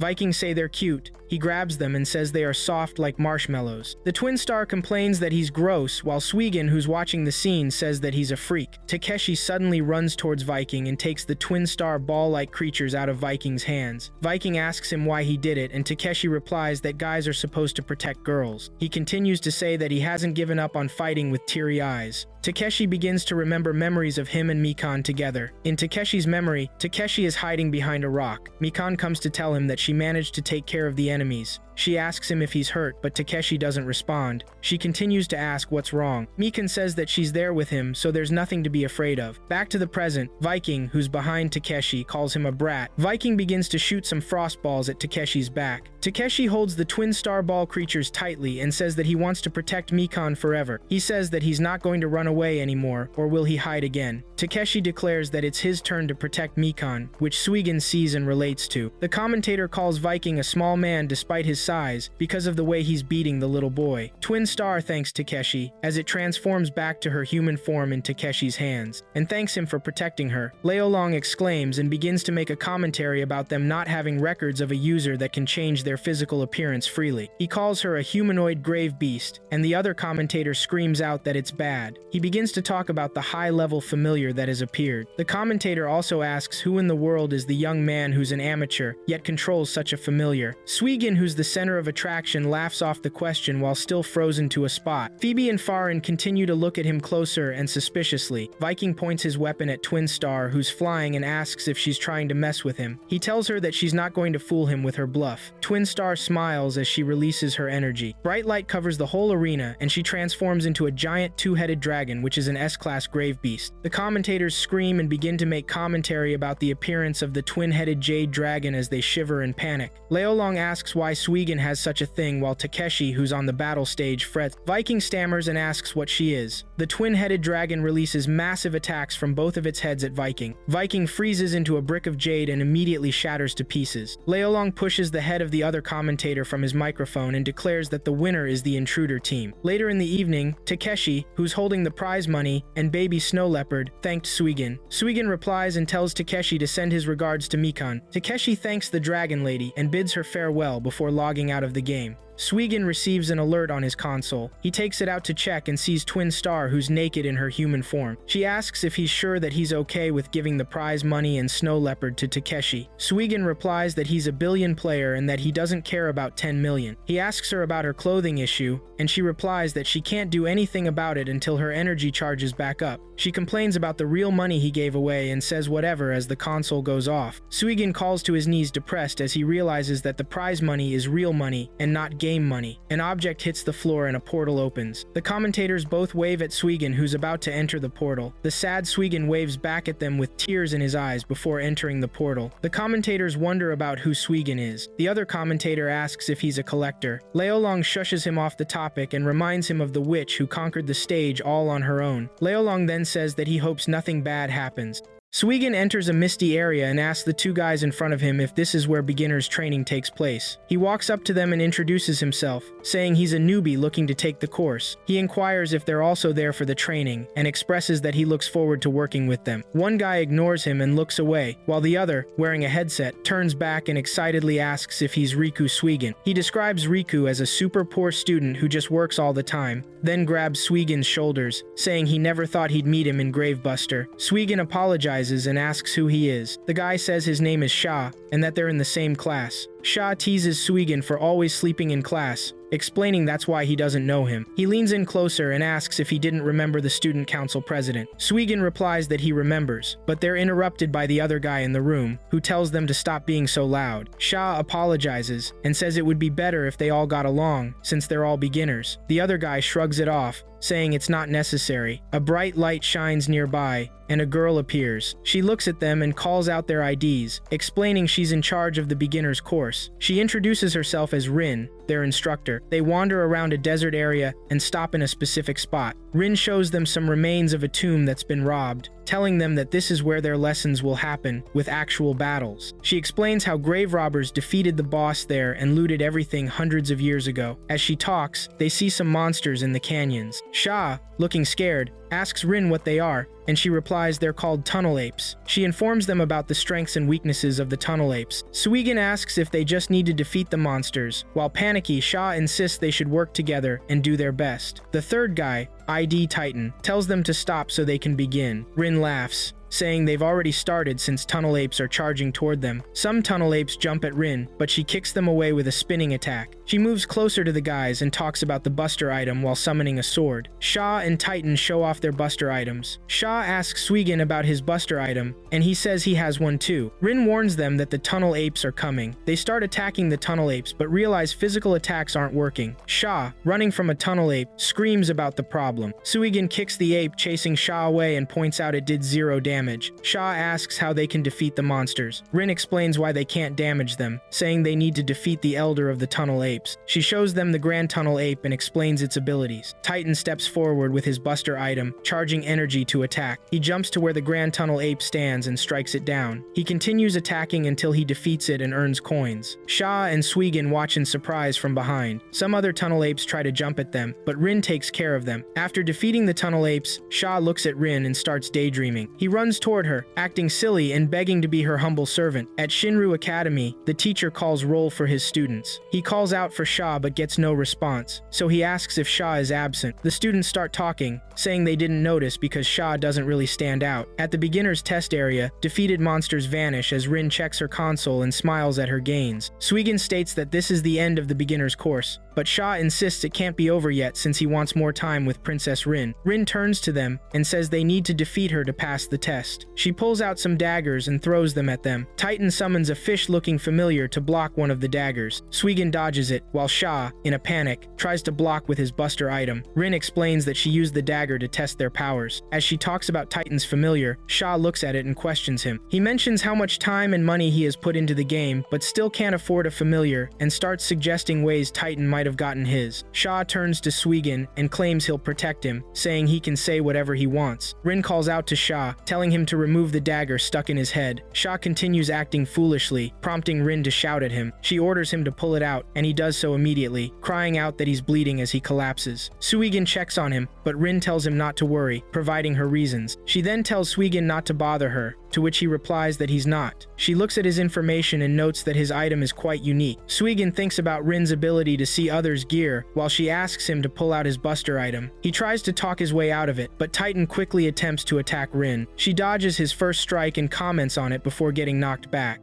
Titan approaches her as she summons her sword. He tells her they have to defeat her to pass, and she responds. He mentions he lost his textbook and asks if that's a problem. Rin answers, and they begin to trade blows. Sha, watching the fight with Suigin, comments that he's seen those moves somewhere before. He remembers and starts talking about the legendary Titan from a virtual fighting game. The scene begins with Titan being celebrated as the world's strongest. He receives a trophy while the crowd cheers for him. At Titan's family mansion, the butler opens a briefcase to show him a congratulatory gift from his father. Inside, Titan finds a console and asks his father what it is. His father responds that it's called Gravebuster and that it will be his new goal. Titan is reluctant, saying it wasn't their agreement, but his father interrupts, insisting he needs to show immediate results. Gritting his teeth, Titan reluctantly agrees. At the beginner's training area, Titan is fighting Rin and asks the others for help so they can wrap things up and move on to the next stage. Rin warns them not to underestimate her. She counterattacks, pushing Titan back and dodging his hits. Sha watches Rin, flustered, as he struggles internally about whether to fight the princess he loves or not. Ultimately, he decides to go for it and summons his buster item, calling out to Suigin that they should head to the battlefield where he'll confess his love to Princess Rinko. Sha charges toward Rin and Titan while shouting Princess Rinko. Suigin activates his buster item, the Raven Scarf, and attempts to use his ability called First Blood, but nothing happens. He starts explaining the ability when Sha calls for him to show off his power. Sha uses the hula hoop motion with his buster item to activate it and suddenly disappears, leaving Suigin puzzled about what just happened. Sha reappears next to Suigin, explaining that his special ability lets him merge with the wind. He shares his plan to get close to Princess Rinko and whisper his email address to her, hoping she will understand his feelings. He shouts that he's taking flight as he zooms toward Rin. Meanwhile, Suigin, left alone, worries that he'll be found out if he keeps talking in stealth mode. Titan and Rin continue to trade punches, with Titan gaining the advantage. He knocks Rin down from a higher area, causing her to fall on her bottom. Titan asks his familiar, Seaweed, how much HP Rin has left. After a quick analysis, Seaweed announces that Rin's HP is about 15%. Rin, not pleased, throws a dagger at Seaweed, who is about to provide more details, and chastises him for filming a lady without permission. Titan jumps down to her level, asking what she meant. Rin compliments Titan on his strength, stating she can't let him pass the beginner's course. Sha flies toward Rin from behind in stealth mode, hoping she'll accept his email address. He gets closer with his buster item as his flight's spearhead. However, Rin stabs him without even looking back, calling him a fool. Sha collapses to the ground. Worried, Suigin rushes over to hold his hand. Sha apologizes to Suigin and starts to lament his lack of talent, along with some other tear-jerking words. Suigin tries to encourage him to get stronger. Sha expresses gratitude, revealing he wishes he could rest his head on Princess Rin's lap, and then he disappears. Suigin stands up, saying he understands and tells Titan that the fighting is pointless. He insists that Titan can't defeat Rin because she is invincible. At Sha's family home, his mom asks how he feels from outside his room, and mentions she'll leave his dinner and cold medicine by the door. Sha joyfully opens the door, telling his mom he made a friend, which makes her ask if he's still sick. He clarifies that he's made a real friend, and describes this new bond with excitement. At the training area, Titan's attack kicks up dust as he boasts that nobody is stronger than him. She tells him she won't let him pass, but he cuts her off, insisting he's in the middle of his routine. Suigin flies around using Sha's powers, searching for something. Spotting an abandoned mine, he comments that it's probably the right place and heads towards it. Rin puts her sword against Titan's neck, admitting he's qualified. She begins discussing the dark thing in his heart, while Farron, watching the fight from her console, echoes Rin's words. Suigin asks Farron if she's Instructor Rin, as he deactivates the one with the wind ability. A shocked Farron calls out his name, asking how he figured it out. Suigin explains he realized it when her clone stabbed Sha in the heart. Farron says it's enough for her to understand, while the Rin outside transforms into a gummy creature. Titan looks at what he's been fighting and immediately gets angry. He talks about being a 3-time champion in a virtual fighting game, expressing frustration at being tricked by a fake. Titan recalls his father telling him to prove he was the best and not to disappoint him. He orders the gummy creature to disappear and hits it with his buster item. Suigin talks to Farron about the decoy mirage she used, which mimics a player's appearance. He tells her she deceived them with her familiar. Titan arrives and scoffs when he sees Farron, saying he didn't expect the instructor to be a child. Suigin and Titan receive a voice message on their consoles, announcing they've completed the beginner's course. The message explains a new feature for beginners, the ally card, card, and Farron explains what it is and how to use it. Suigin nods, trying to walk away, but Farron stops him. She asks who he is, claiming she finds it hard to believe he's a beginner. Suigin responds that she'll know when the time is right. Titan says he wants to know how strong Suigin is, and jumps at him with his buster item. Suigin dodges the attack. Suigin tells Titan the course is over, but Titan replies it's not finished until he crushes his opponent, leaping at her to strike. Farron jumps away to avoid the hit but falls to the ground, crying out that this is why she doesn't want him to pass. Suigin shouts at Titan to stop, but he laughs, declaring he's meant to defeat everything in the world while releasing energy. Titan charges at Suigin, claiming he's included in that. Suigin dodges the hit and starts running. Suigin and Farron hide in an abandoned building. Suigin sighs, saying they can buy some time there. Farron asks if he didn't take any damage, and he responds that he's perfectly fine. Suigin refers to her as Instructor Rin, but she asks him to call her Farron. He questions why she's not attacking, and she explains she can't do anything for a bit after dispelling her decoy mirage. She asks why he saved her, and he shares his reason. Twinstar appears on his console, instructing him to leave the area if he's passed. He replies that he can't just walk away yet, and Twinstar starts teasing him. Suigin switches off the console and turns to Farron to make a bet with her. Just then, Titan breaks into the building as they try to seal their bet with a pinky swear. The scene starts with Farron and Suigin escaping the building because of Titan's attack. Titan steps out and tells them that he will quickly show them who is stronger as he prepares for the fight. Suigin interrupts him by saying "First blood." His muffler starts to glow while he explains his ability to copy techniques. He activates Sha's ability, which Farron comments on.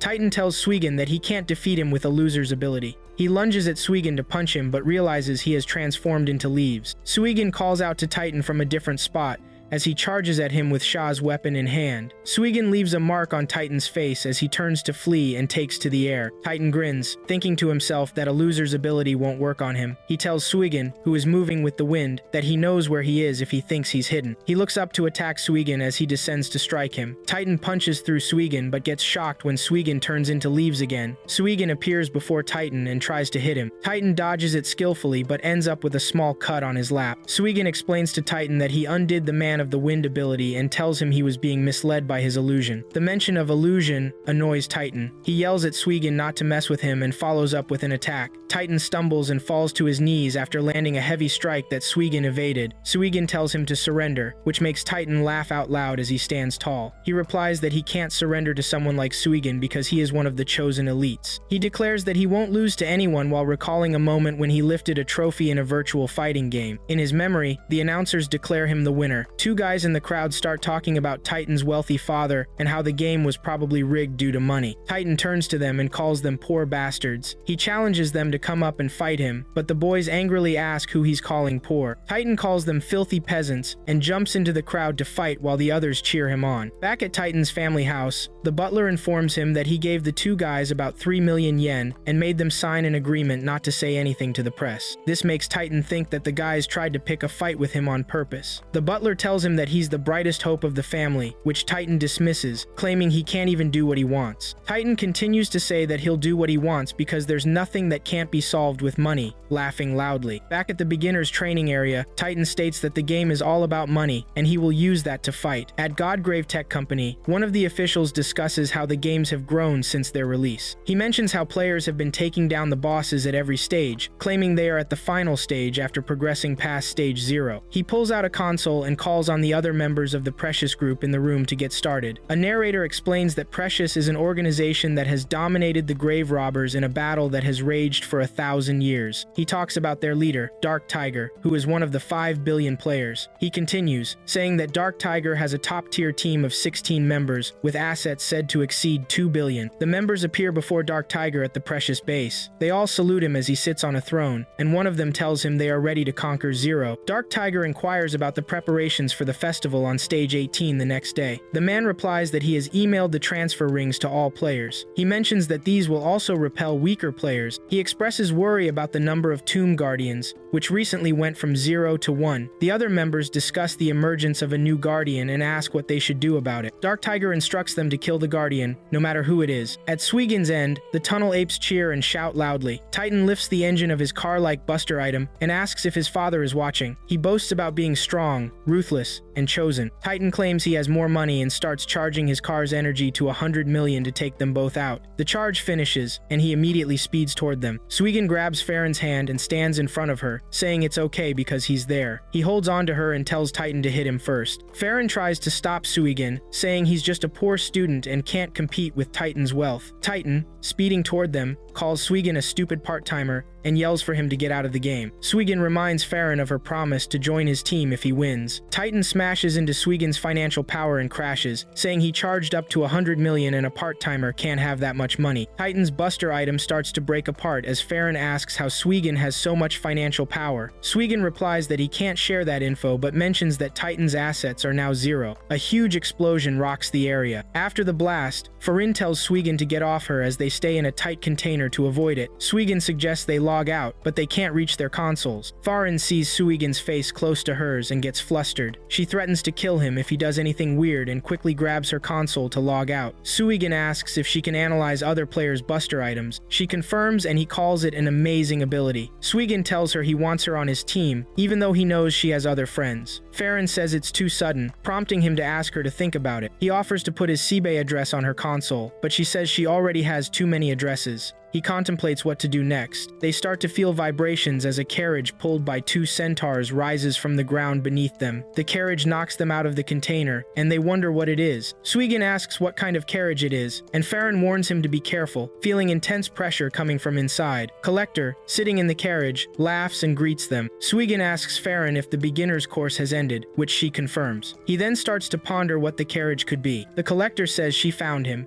and is surprised to see him in the beginner's course area flirting with a loli. She calls out his name and tells him he's not bad. Farron asks Suigin if he knows her since the lady knows his name. Suigin replies that he doesn't know her, but he wants to ask her something. Suigin asks Farron why she's suddenly worried about him, and she says the lady is dangerous. Farron adds that the lady is unusual because she didn't get any data when she scanned her with her probing eyes. She describes what a player with the divine tomb weapon looks like, explaining that they only have one divine weapon. However, she says the lady has 10 as the carriage door opens. Farron mentions that only one person has that ability among a billion players, the collector. The collector takes her gun in hand and tells Farron she has a rare ability. Suigin stands alert and asks what a billion player is doing in the area. The collector compliments Farron's ability and aims her gun at them, saying that too much knowledge is dangerous. She pulls the trigger. The bullet aimed at Suigin veers off and hits Farron instead. Farron falls to the ground, and Suigin rushes over, worried. He notices she looks like a plush toy, and the collector reassures him that she'll be fine. Suigin asks what the collector did to Farron, and she replies that she used a plush bullet, and Farron wasn't damaged. She continues, saying Farron will be unconscious for 2 minutes, and that she wants some alone time with him. Suigin angrily turns to ask what she wants to talk about, but she shoots him in the face. She tells him it's a special present that he might not like, but she hopes he'll accept it. While lying on the ground, Suigin opens his eyes and talks about the sticky thing on his face. He sees a sticky creature and tries to get it off, but it doesn't budge. She tells him to be nicer to her present while stroking her gun, saying she's anxious to become one with him. The creature starts to enter Suigin's mouth as he struggles. He holds his neck and complains about the creature invading his mouth. She tells him it's his key to saving Riku Rei. Suigin asks if she knows where Riku Rei is, and the collector replies that she's in the hands of Totem's leader, Temujin. She warns him not to trust the Temujin he's going to meet, and suggests using him instead. The collector continues, saying the creature inside him will tell him how to save Riku Rei when he reaches Totem's headquarters. She says it'll be their little secret, but warns him that the walls have ears. A masked man and his familiar observe them from a distance. The collector tells Suigin not to trust what the man will say, which prompts Suigin to ask why he should believe her. The collector smiles and tells him it's the beginning of the end. She departs the scene in her carriage while Suigin attempts to tell her he isn't done talking. He asks for Temujin's location, and she replies he shouldn't worry. She points her gun out of the moving carriage toward the masked man, observing them, and shoots at him. The shot indicates to Suigin where to look, as it creates a small explosion upon hitting the masked man. The creature riding the carriage tosses out a device that opens portals, and the collector's carriage drives into one. Farron starts coughing, and Suigin rushes over to check on her. She asks him what just happened, and he tells her that collector is gone. Farron questions what she was after, and Suigin admits he isn't sure. He adds that someone else might know as he glances toward the area collector shot at. A masked man emerges from the smoke, making Suigin wonder how long he's been following them and if he's the ear on the wall collector mentioned. Farron tells Suigin to wait so she can gauge the man's ability. The square owl complains to the masked man about being spotted when they were supposed to monitor secretly. The masked guy suggests they kill the people who saw them, prompting the square owl to yell at him, asking how they could monitor if the witnesses are dead. Suigin tells Farron the square owl is strange, and she warns him not to let his guard down. Farron emphasizes that the man doesn't have a divine tomb weapon, but his power is on par with or stronger than Wild Wolf. She uses her probing eyes on him again, and realizes he's one of the totems.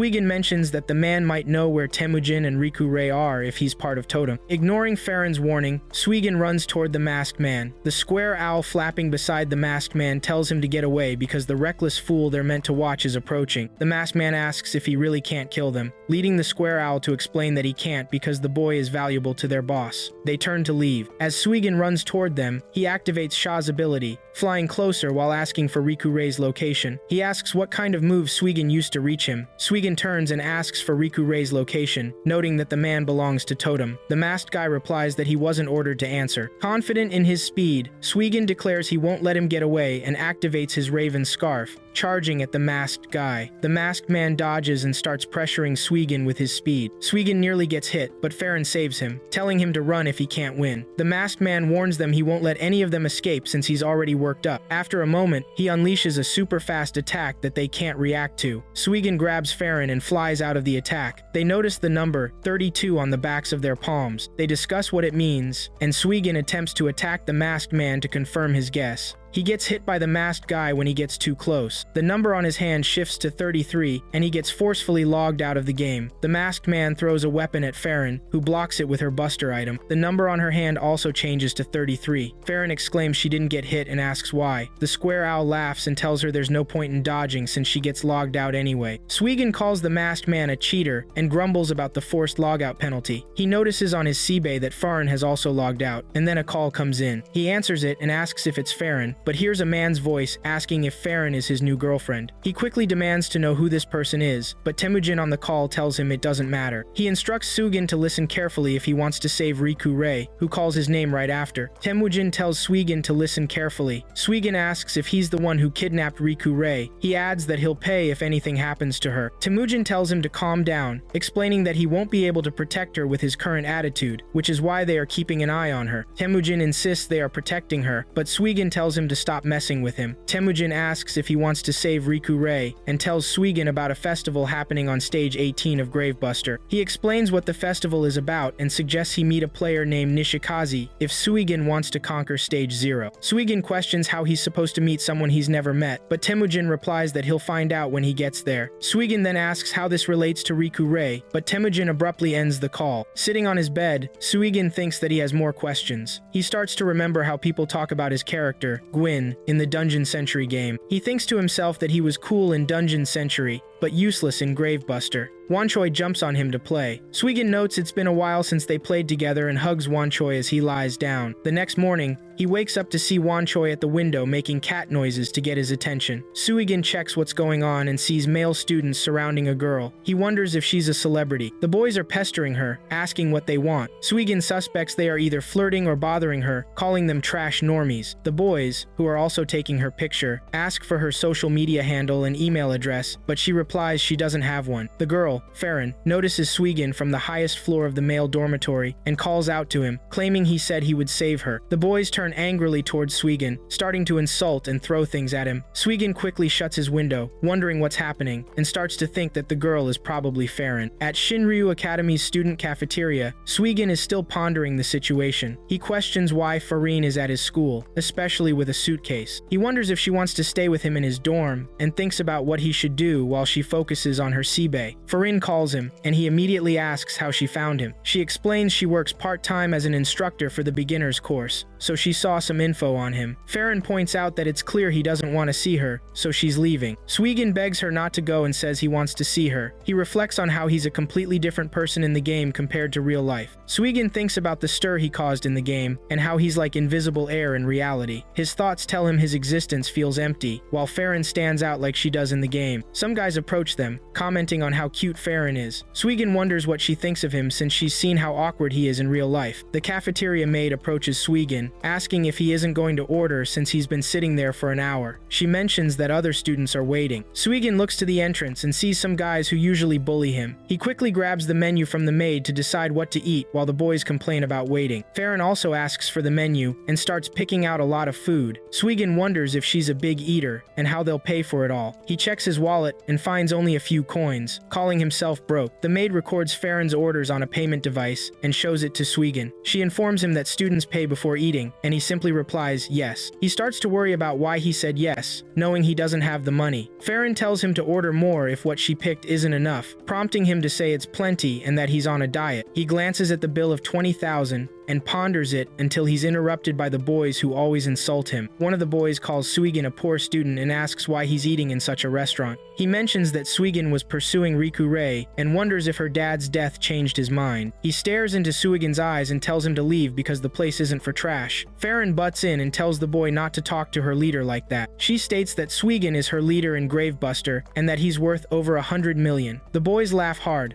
finding her hilarious. They tell her not to believe Suigin and that he's lying to get money. Farron insists it's not a lie, and the boy turns to Suigin, asking him to pay for his order with game coins. Suigin asks if he can use game coins in real life, and the maid confirms it can be used. She explains that it acts as a form of e-money. Suigin asks how to do that, and she tells him she'll need to scan his Seibei. The boys urge him to hurry up and scan so they can prove he's a poor loser and con artist. Suigin pulls out his Seibei and hands it to the maid. She scans it with the payment device while the boys eagerly anticipate their desired outcome, all smiles. The payment goes through, and the maid thanks him for paying. The boys are shocked, beginning to shout "no way" and questioning if the PDT isn't broken. Suigin thinks to himself that he didn't know he could spend game money in real life. The maid says she can't get the exact amount due to the numerous digits, claiming it's never happened before. The boys freeze and call Suigin a gentleman. Farron laughs and reminds them that she already told them Suigin is a billion player. Later that evening, in the boys' dorm, Farron climbs the stairs with Suigin while some other perverted boys watch and make silly comments. One boy calls out to Suigin, telling him that Riku Rei is missing and that he's already found a new girlfriend. Suigin tells him to shut up, asserting he's going to save Riku Rei no matter what. They label him a two-timer and keep on with their silly remarks as Farron looks worried. In Suigin's room, she asks if the Riku Rei everyone is talking about is his girlfriend. Suigin replies that she's not. Farron asks what he means when he says he would save her. He explains it's a long story and that he'd probably put her in danger by telling her. He mentions that Riku Rei is somewhere in Gravebuster and claims he will find her and bring her back.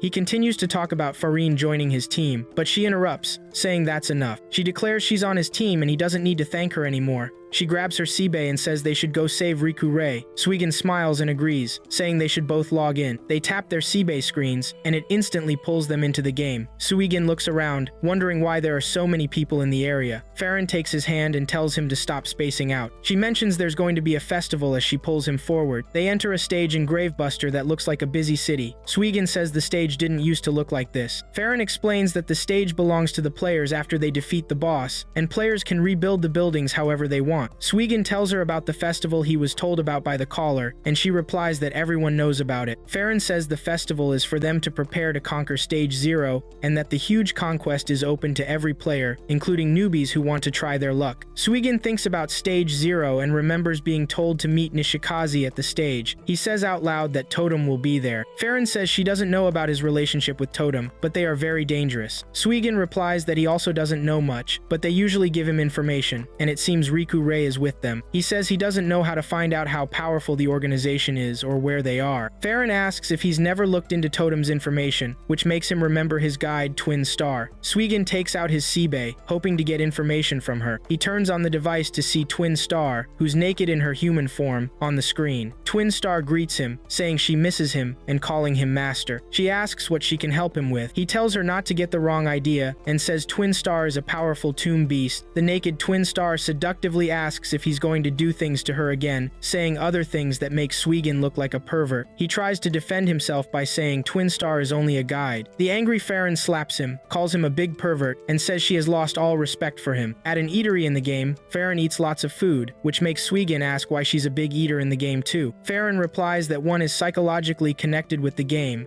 so it's natural to feel hungry. She says she lost a lot of HP due to his insensitivity. Suigin complains that she didn't let him explain himself before slapping him. He immediately orders and says he's starving. The waiter delivers 2 bowls of instant ramen. Suigin starts eating the ramen. Farron asks why he's eating instant ramen and tells him to look at the delicious food in front of him. Suigin tells her that she can't understand the value of instant ramen to poor students like him. Farron stares at Suigin and says she doesn't know how much he has, making him cough badly. A player tells his friends about the new billion player that just appeared. His friends say it may be a rumor. Suigin becomes disturbed listening to their conversation. Everyone stands, looking like they've seen who they're talking about, making Suigin self-conscious and embarrassed. He thinks everyone knows he's the new billion player and wonders if he should admit it. Other players run towards them, and Farron asks Suigin if they've seen an amazing player. The self-conscious Suigin thinks he can't keep it a secret anymore. Farron asks why the people are so worked up, and he says there's something he needs to tell her. The players pass by their table, some shouting at him to get out, claiming he's in the way. Suigin gets embarrassed when he realizes they weren't talking about him, and some even curse at him for being in the way. Farron asks what he wants to tell her after people run outside. He says there's nothing between him and Twin Star. Farron asks if he cracked his head, then hears people outside getting excited. They both go out to see what's causing the excitement and see flying penguins. The flying penguins drop rings, which makes Suigin wonder if they're receiving gifts because of the festival. The players reach out to catch the rings and discuss how the rings will take them to stage 0, the final stage. Suigin catches 2 rings. The players start to teleport to the stage while equipping the rings, as Farron and Suigin watch. Farron mentions that the administrators know what they're doing, while Suigin wonders what the folks at Godgrave Tech Company are trying to achieve. He speculates that it probably isn't a festival if the admin is transporting that many people, and they both put on the ring to teleport to stage 0 together. At the Precious base, a high-ranking member tells Dark Tiger that everything is going according to plan. He informs Dark Tiger that all the players are arriving with the transfer rings. Dark Tiger agrees, but points out that there's still a strong guard at the boss in the base. He activates the revival of the Stage Guardian using a control device in front of him. Suigin and Farron arrive at stage 0 on a large pillar. Suigin looks around and confirms it's not a dangerous stage, checking that the other players are okay. He then wonders how to locate Nishikaze among all the players. The players on the ground are searching for the tomb guards. One player stays close to a wall, telling the others to go ahead while he will hide there to keep watch. A guard bursts out of the wall behind him, taking care of the player, and many other guards join in. The players start fighting the guards, while Suigin, watching, notes that they have a variety of items. Suigin and Farron look at the portal at the top of a pyramid staircase. Suigin asks about 2 figures near the portal, and Farron is sure that the leader of Precious, Dark Tiger, is there. Suigin realizes that there are more than 1 billion players present. Dark Tiger,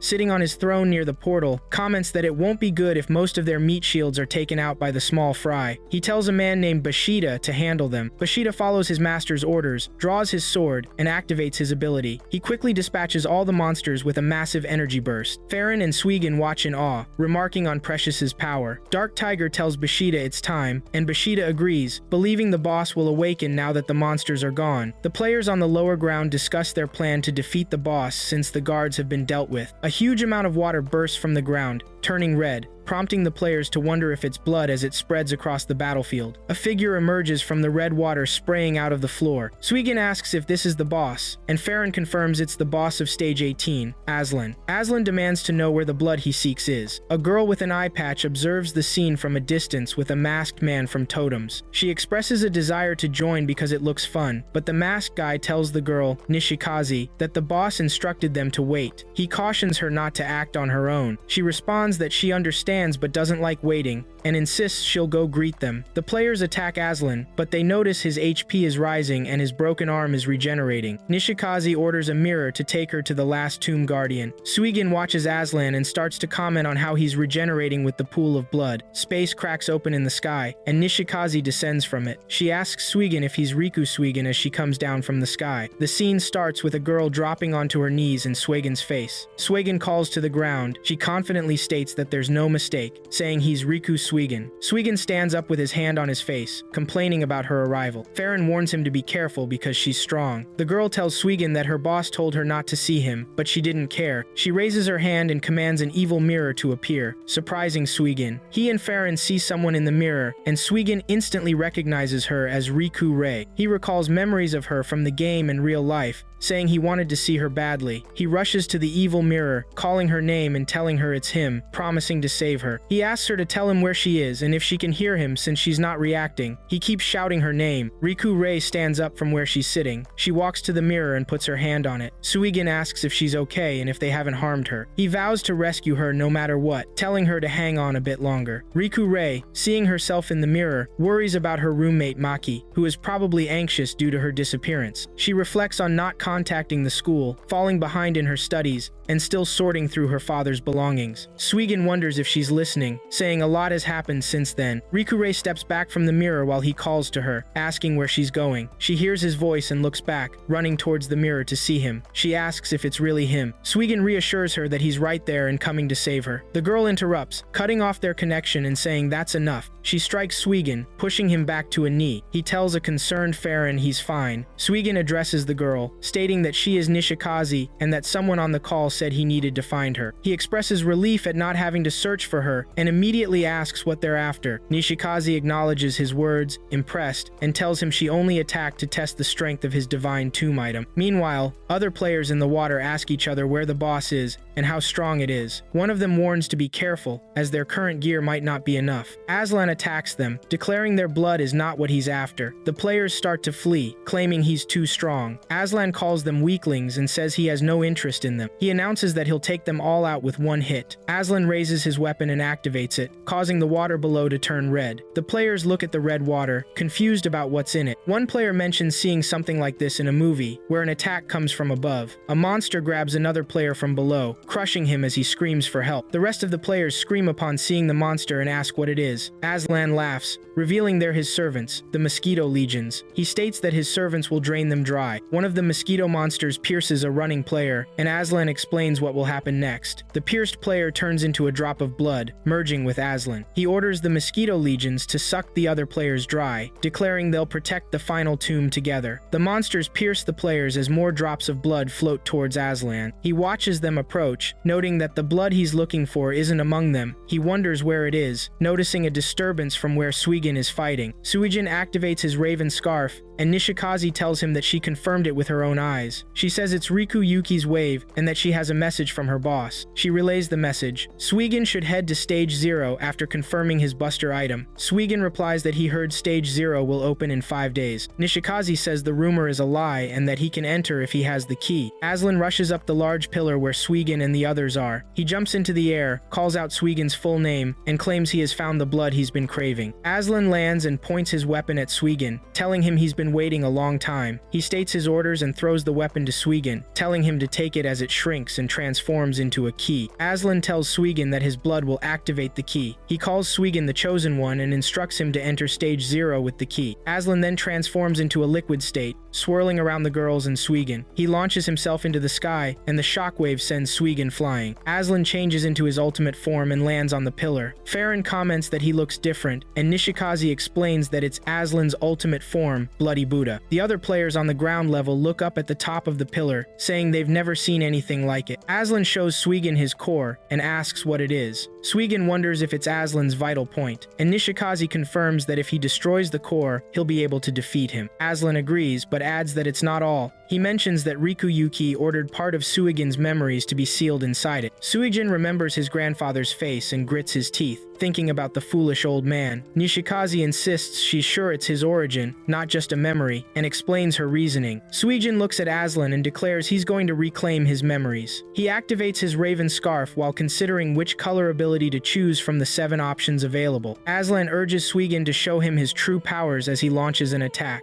Suigin quickly picks the red ability. While some players cover the area, others wonder who's fighting the boss. Nishikaze and Farron fly away on a flying object, and Farron asks if Suigin is okay. Nishikaze replies that it all depends on his fate now. Aslan notices and remarks that Suigin is still alive. Suigin announces his armed skill called the Raven Blade. Aslan, about to attack again, tells Suigin that a blade is useless against his body because he can regenerate endlessly. Suigin slashes at high speed, informing him his blade isn't ordinary. He describes the blade's effects on Aslan's body as he cuts at his arms and legs. Aslan calls from the top of the pillar into the pool of blood and begins to regenerate instantly. Suigin notices and tries to finish him off before he can heal. Aslan blocks Suigin's attack with an energy wave from his head. Suigin is knocked back, starting to consider how tough it will be to defeat Aslan. Aslan laughs while he keeps healing. He talks about Suigin's strategy, which involved cutting off his arms and legs before going for his head. He keeps telling Suigin that he's invincible as long as he's in the sea of blood. He regenerates new arms and tells Suigin that every bit of damage he takes makes him stronger. Suigin looks at him and remarks that he not only regenerates with the blood droplets from other players but also grows larger. Farin, who is flying with Nishikaze on her mirror, asks if Aslan is made from their blood, sweat, and tears, which Nishikaze confirms. Aslan questions Suigin about his lack of attacks. He states that he'll attack first if Suigin doesn't. He releases 2 plasma balls towards Suigin, who is stunned that Aslan can do that. Suigin reflects on how Aslan is much more powerful than him and charges at Aslan with his sword. He leaps to slash Aslan, but Aslan punches him instead. Suigin, hit and falling to his knees, finds his sword cracks. Aslan laughs and tells him he'll never be able to use his small sword again. Bleeding from his mouth and propping himself up with his broken sword, Suigin describes how difficult it is to damage Aslan in his current state. He thinks he might hold on for a while, only to notice a strange symbol above his head. Aslan explains that the symbol is given to those chosen by him. He calls it his snow lotus and describes its effect on Suigin. Suigin is shocked to learn that his body will explode in 80 seconds, but Aslan tells him that he can break the curse if he takes Aslan's core within the 80-second time limit. He declares that if Suigin manages to win, he'll win, but if he loses, he will shatter just like his sword. Suigin's sword breaks, leaving the lower part intact and smoke billowing from the broken sword. Suigin realizes something and announces that 80 seconds is exactly the time he needs to defeat Aslan. The smoke from Suigin's sword envelops the entire field. Farin and Nishikaze, watching from a higher platform, notice it and talk about it. Nishikaze states that the true power of the sword isn't to cut. The other players on the field ponder what the smoke is as they feel revitalized. Suigin, pointing his broken sword at Aslan, asks him to show his ultimate attack. Aslan questions Suigin if he wants to die quickly while the other players hiding behind a pillar discuss Suigin's actions and confidence level. Aslan strikes the floor to activate his ultimate attack, releasing a plasma dragon into the sky. Suigin rushes toward Aslan, analyzing the attack rising above. He jumps onto Aslan's body and slashes him from the chest down. Aslan screams while Suigin thinks about the crimson dragon that is detached from him. Aslan knocks Suigin away while the other players encourage each other to help Suigin defeat the boss. They all attack Aslan, who dismisses them as foolish grave robbers. The remaining players realize he can't move from the spot, still trying to inspire each other to fight. Aslan tells them they can keep trying, but the outcome will be the same, reminding them of his regeneration ability. He declares that the Crimson Dragon is his final attack and immediately commands it to descend from the sky. The dragon crashes to the ground, causing shockwaves that knock the players around. Suigin, whose coat gets torn, is slammed against a pillar. Aslan starts absorbing blood droplets to regenerate and realizes Suigin is still alive. He expresses disappointment in Suigin, telling him he can't become a tomb guardian at that rate. Suigin, still clutching his broken sword, continues to release smoke from it and responds that Aslan's attack was too strong for him to do anything. Aslan asks if he admits his failure while Suigin keeps ranting about being a failure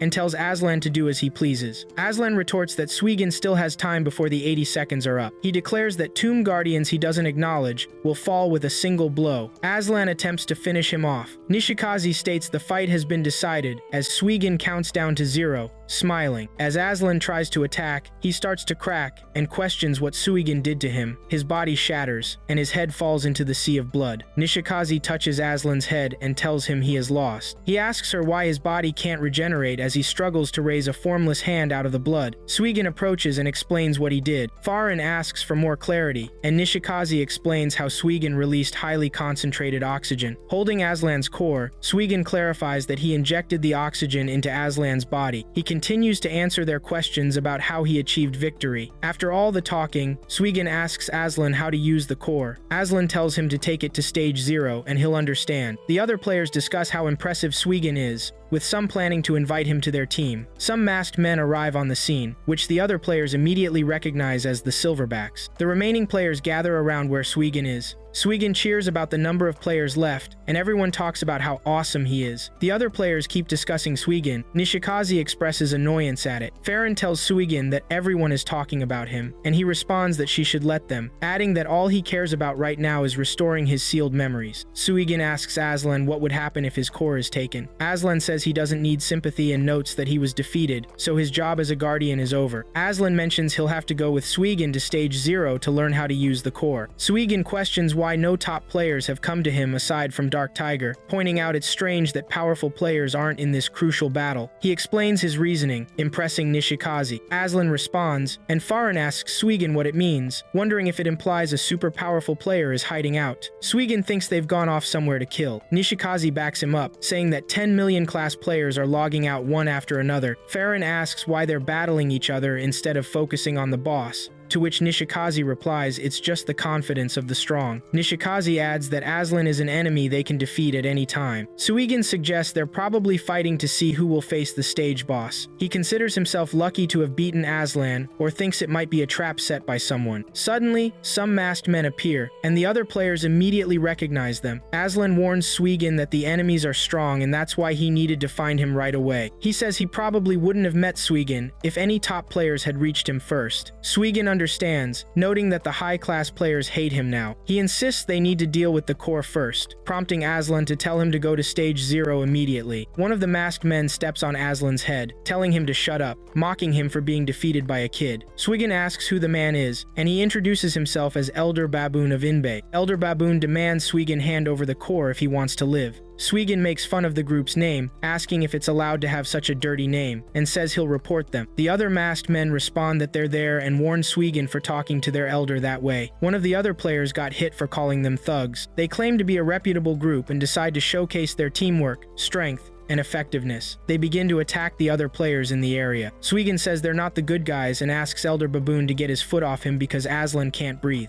Elder Baboon throws Aslan's head at Suigin and tells him to take his stupid mask back. He approaches Suigin and says not to get cocky just because he defeated the boss, claiming Suigin won't be able to stand once he finds out who he is. Elder Baboon spots Nishikaze and tells her it's a waste to be with a newbie, inviting her to join his team and promising to take special care of her while leering at her chest. He gives her his ID and tells her to contact him if she changes her mind. Elder Baboon then goes to his team and asks them to shout their motto and the rules of the game. The members shout their motto, and Elder Baboon asks if it's terrifying. He tells Suigin to hurry up and hand over the core. Suigin replies that he hates trash like him more than anything, and hands Aslan over to Farron. Farron looks at Aslan and shares her observations. Suigin goes to pick up his broken sword, stating he has to fight them to move forward. Elder Baboon's attack narrowly misses Suigin's head, hitting a pillar instead. Suigin considers it a surprise attack and calls Elder Baboon a coward. Elder Baboon claims he just missed his shot. Farron comments on the power of the attack, and Elder Baboon insists he will show them a stronger attack. He raises a 1 million Shinru coin to boost his attack. The other players around him chat about the coin while Suigin wonders if he can also enhance his weapon. Elder Baboon calls Suigin a broke bastard, prompting Suigin to ask who he's talking to. He claims that Suigin is super poor and lucky to have beaten the boss. Elder Baboon warns Suigin that luck won't be on his side again because victories depend on assets. He shows Suigin his asset graph and explains what it is. The other players remark on the long asset pillar, saying they've never seen one so long before. Elder Baboon boasts that his assets exceed 5 million, to which Suigin replies that it's not that impressive. Elder Baboon questions if Suigin is mocking him and quickly orders his team members to show their asset graphs. They all shout their motto as they reveal their graphs. The other players call them a super team, noting that they each have over 1 million in assets. Farron comments on them too. Suigin steps forward and asks if they want to compare lengths. Elder Baboon claims their leader has over 100 million in assets. Suigin says he'll give it a shot and asks how to use the asset graph. Elder Baboon tells him to get off his high horse if he doesn't even know how to use it and asks him to hand over the core. Suigin commands his asset graph to appear, which rises into the sky. The masked men scream in panic, claiming they've never seen anything like it and noting that it's ridiculously long. Some begin to calculate the amount, while others say he's a billion player. Suigin asks Elder Baboon if he still wants to take the core from him, while Farron, who's behind Suigin, thinks to herself that he must be a billion player. Elder Baboon shouts at his team to calm down and picks up his Seibei to report to his boss. A mirror appears in front of him, and a fist comes out of it, sending Elder Baboon flying into the sky. Nishikaze tells Suigin to stop wasting time. She summons her evil mirror, which sucks in Suigin and Farron, who's holding Aslan's head. They end up in front of the portal to Stage 0. Suigin comments on the portal and takes out the key that Aslan gave him. Nishikaze tells him they can't follow him inside, so he'll have to see what's there alone. Aslan says he'll follow him as he flies out of Farron's hand. Suigin tells them he's going in and steps into the portal with Aslan. Suigin enters a quiet, white area where he sees a tree with a hole in it. He reaches out to touch the red leaves falling to the ground, feeling a sense of nostalgia for some reason. Aslan tells him to consume his core, and he will remember everything that happened there. Suigin starts to eat the core and is hit with a memory shock. In the sealed memory, young Suigin enters the quiet, white area with his grandpa, Riku Suigin. As the red leaves fall, young Suigin tells his grandpa there's a hole at the top of the tree. His grandpa replies that the ceremony is almost over. Suigin asks what the ceremony is as he notices a little girl in a part of the tree. Elder Baboon lands nearby, complaining about his broken mask. He receives a call and angrily asks who's calling him at such a time. The person on the other end calls him an idiot and asks if he doesn't recognize the voice. Elder Baboon suddenly realizes it's his boss and begins to apologize. He asks the boss if he needs something. The masked boss says he found out someone defeated the Guardian and asks Elder Baboon to tell him who took his quarry. The red leaves keep falling as Suigin wonders if they are his memories. Little Suigin asks his grandpa about the little girl in the trees section. His grandpa tells him that she has the same power as they do and that her parents were killed by someone. He goes on to say he can't stop the ceremony meant to offer her powers to the tomb. A bright light shines from where the girl is, and his grandpa mentions that the ceremony is almost finished. The light grows brighter as his grandpa explains that the tomb will fully absorb her powers, which will then become part of the power protecting the tomb. He tells Suigin the girl will forget her past and become a normal girl, freed from her chaotic fate. The girl falls out of the womb-like section of the tree, covered in some liquid material. Young Suigin rushes to check on her, ignoring his grandpa calling him. The little Riku Rei opens her eyes, and Suigin asks if she's alright. She softly asks who he is, and he replies that he's Suigin. Her eyes shine brightly when he repeats his name. Suigin asks for her name, but she falls asleep again. Suigin asks his grandpa why she fell asleep, and he explains that she lost all her strength from the ceremony. He tells Suigin not to worry, saying it's his turn next. His grandpa holds out the core and apologizes to confused Suigin. He explains that he has to take necessary measures to keep enemies from finding him. The core starts to shine, and Rikuyuki tells Suigin that he's not his grandpa anymore from that point. Young Suigin receives the memory seal while older Suigin gasps as he gets his memories back. Suigin asks if those are his sealed memories, which Aslan confirms, explaining how his grandfather tried to protect him. He describes how Rikuyuki saved his memories on Stage 0 in the fruit and used his ancient blood to create Aslan. Rikuyuki tells Aslan that the children will be their trump card and gives him the mission to reawaken Suigin's memories when the time comes. Aslan asks Suigin if he remembers who he is, and Suigin replies that he does. Aslan says his mission is complete and bestows his power onto Suigin as a gift. Other players near the Stage 0 portal area receive rewards for clearing Stage 18's boss. They are surprised by the amount and rejoice about their gains. Farron also talks about the reward she received and says that Suigin should be back soon.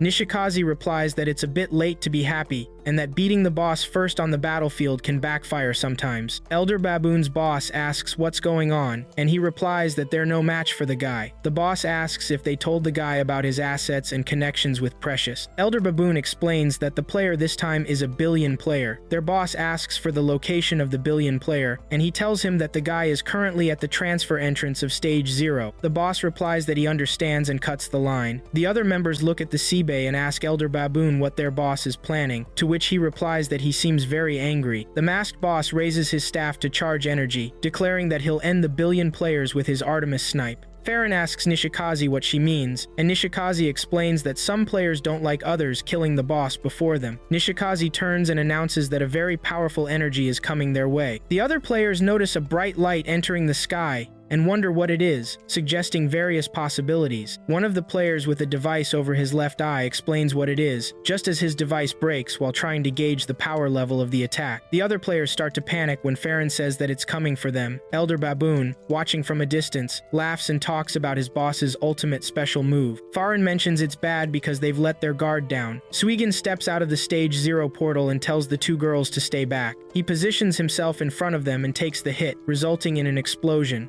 who stops the attack with his hand. Nishikaze compliments the new gear he just got, and Suigin responds that he's figured it out. Elder Baboon scans the scene with his scope and questions why Suigin isn't hurt after the attack. Suigin reassures Farron that he's fine because of the gear he's wearing. When she asks if he got it for defeating Aslan, He confirms it and mentions the equipment is called bloody armor. He explains that while it's active, he has as much HP as the entire level combined. He talks about the impressive attack, saying it took a fifth of his HP. Nishikaze tells him not to get a big head, pointing out that the real threat is the one who launched the attack. The masked boss surveys the area his attack hit and remarks that it's a great sight. He receives a call on his C-Bay and asks if the attack took care of the trash. He learns that his god-killing shot didn't work. Excited, he says he's heading there himself, expressing that he hasn't felt this excited in ages and is ready for a killing spree. Meanwhile, Suigin is hailed by the people, while some girls ask for his contact info. Nishikaze tells Suigin that the players there were just pawns and explains the point of the battle. She informs him that the festival is over and asks him to follow her to see her boss. Suigin replies that he wants to ensure Riku Rei is safe first, and that he needs to talk to her directly. Nishikaze summons her evil mirror, saying it's fine because she's feeling generous. Suigin spots Riku Rei and calls her name. Nishikaze warns him not to let her know about the battle, and stage 0 to keep her safe. Riku Rei looks at the mirror and calls his name too. She approaches the mirror and asks if it's him. Suigin apologizes, saying he can't explain the complicated situation yet. Riku Rei touches the mirror on her side and thanks him, saying she knows he'll come to save her. Suigin tells her to wait a little longer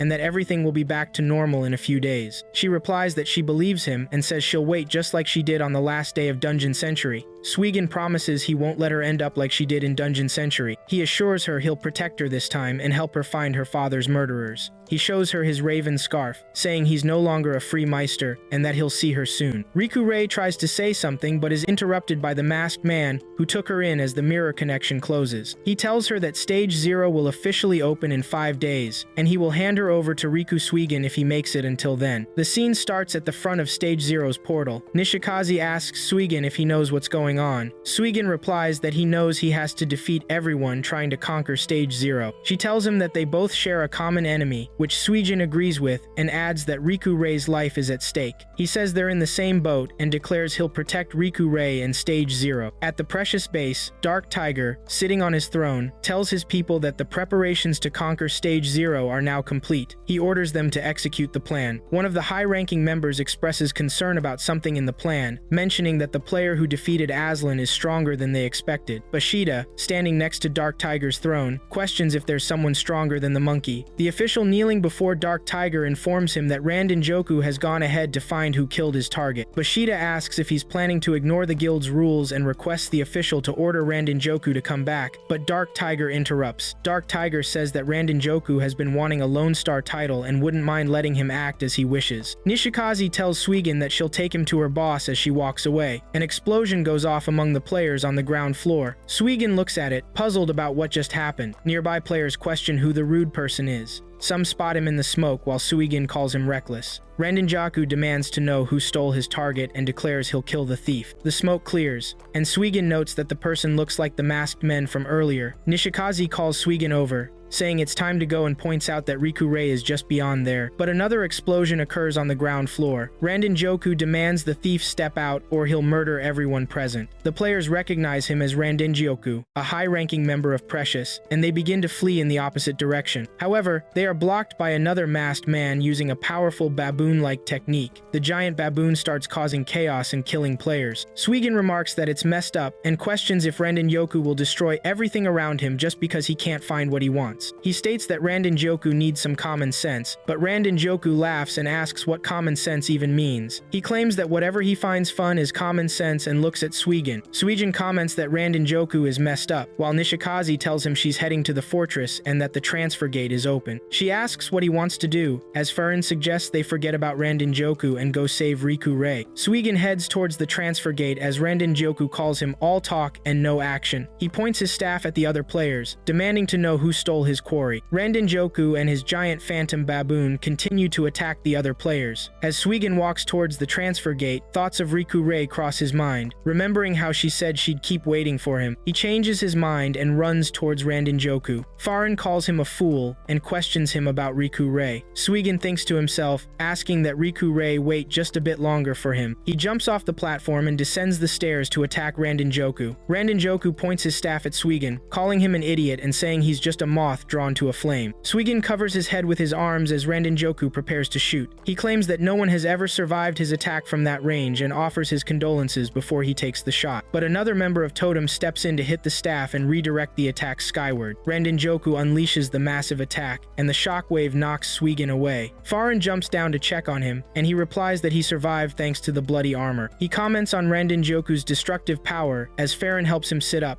and he spots the masked guy from Totem. Randenjoku warns the guy to stay out of his way, but the guy ignores him and walks towards Suigin while Randenjoku complains about being ignored. Farin asks the guy what's going on since he tried to kill them before, yet he's saving them now. Nishikaze comes down and introduces the guy to them. She mentions that they've seen Purple's sword skip. Purple places his hand on Suigin's head. He activates his ability, and Nishikaze reveals that it's healing. Suigin notes that the damage from the two attacks is fading and praises the ability as amazing. Nishikaze explains that very few people can heal others, mentioning how most use familiars and herbs for healing, and says that Purple is one of the rare few with the title of doctor. Suigin stands and mentions he heard there aren't even 100 players in the game with such a rare title. Randenjoku, watching them, laughs and says that he's here to defeat the boss of the stage but claims he's super lucky and tells his little quarry, Suigin, to let it continue. Purple pulls out his twin weapons and says he's enough to deal with Randengoku. Randengoku calls him a weakling of Totem and belittles him. Purple asks if he's done talking and immediately attacks. Randenjoku blocks his strikes while Purple thinks that the opponent is keeping up with him. Randenjoku tells Purple that his dexterity is weak and his strength is 0. Purple tries to hit his legs, but Randenjoku dodges. He tells him that his attack will never scratch him, but also notices that the number on the back of his hand has increased to 22. He wonders what it's for and looks forward to something exciting as he unleashes a wide-range attack. Purple leaps out of the smoke, thinking about how he's using everything he has to dodge. Suddenly, he spots Randenjoku in the smoke, preparing to shoot at him in the air. Randenjoku releases a powerful blast at Purple, who analyzes the number on his hand while still belittling the ability. He declares he won't find out what happens if the number goes up any further because he'll be dead.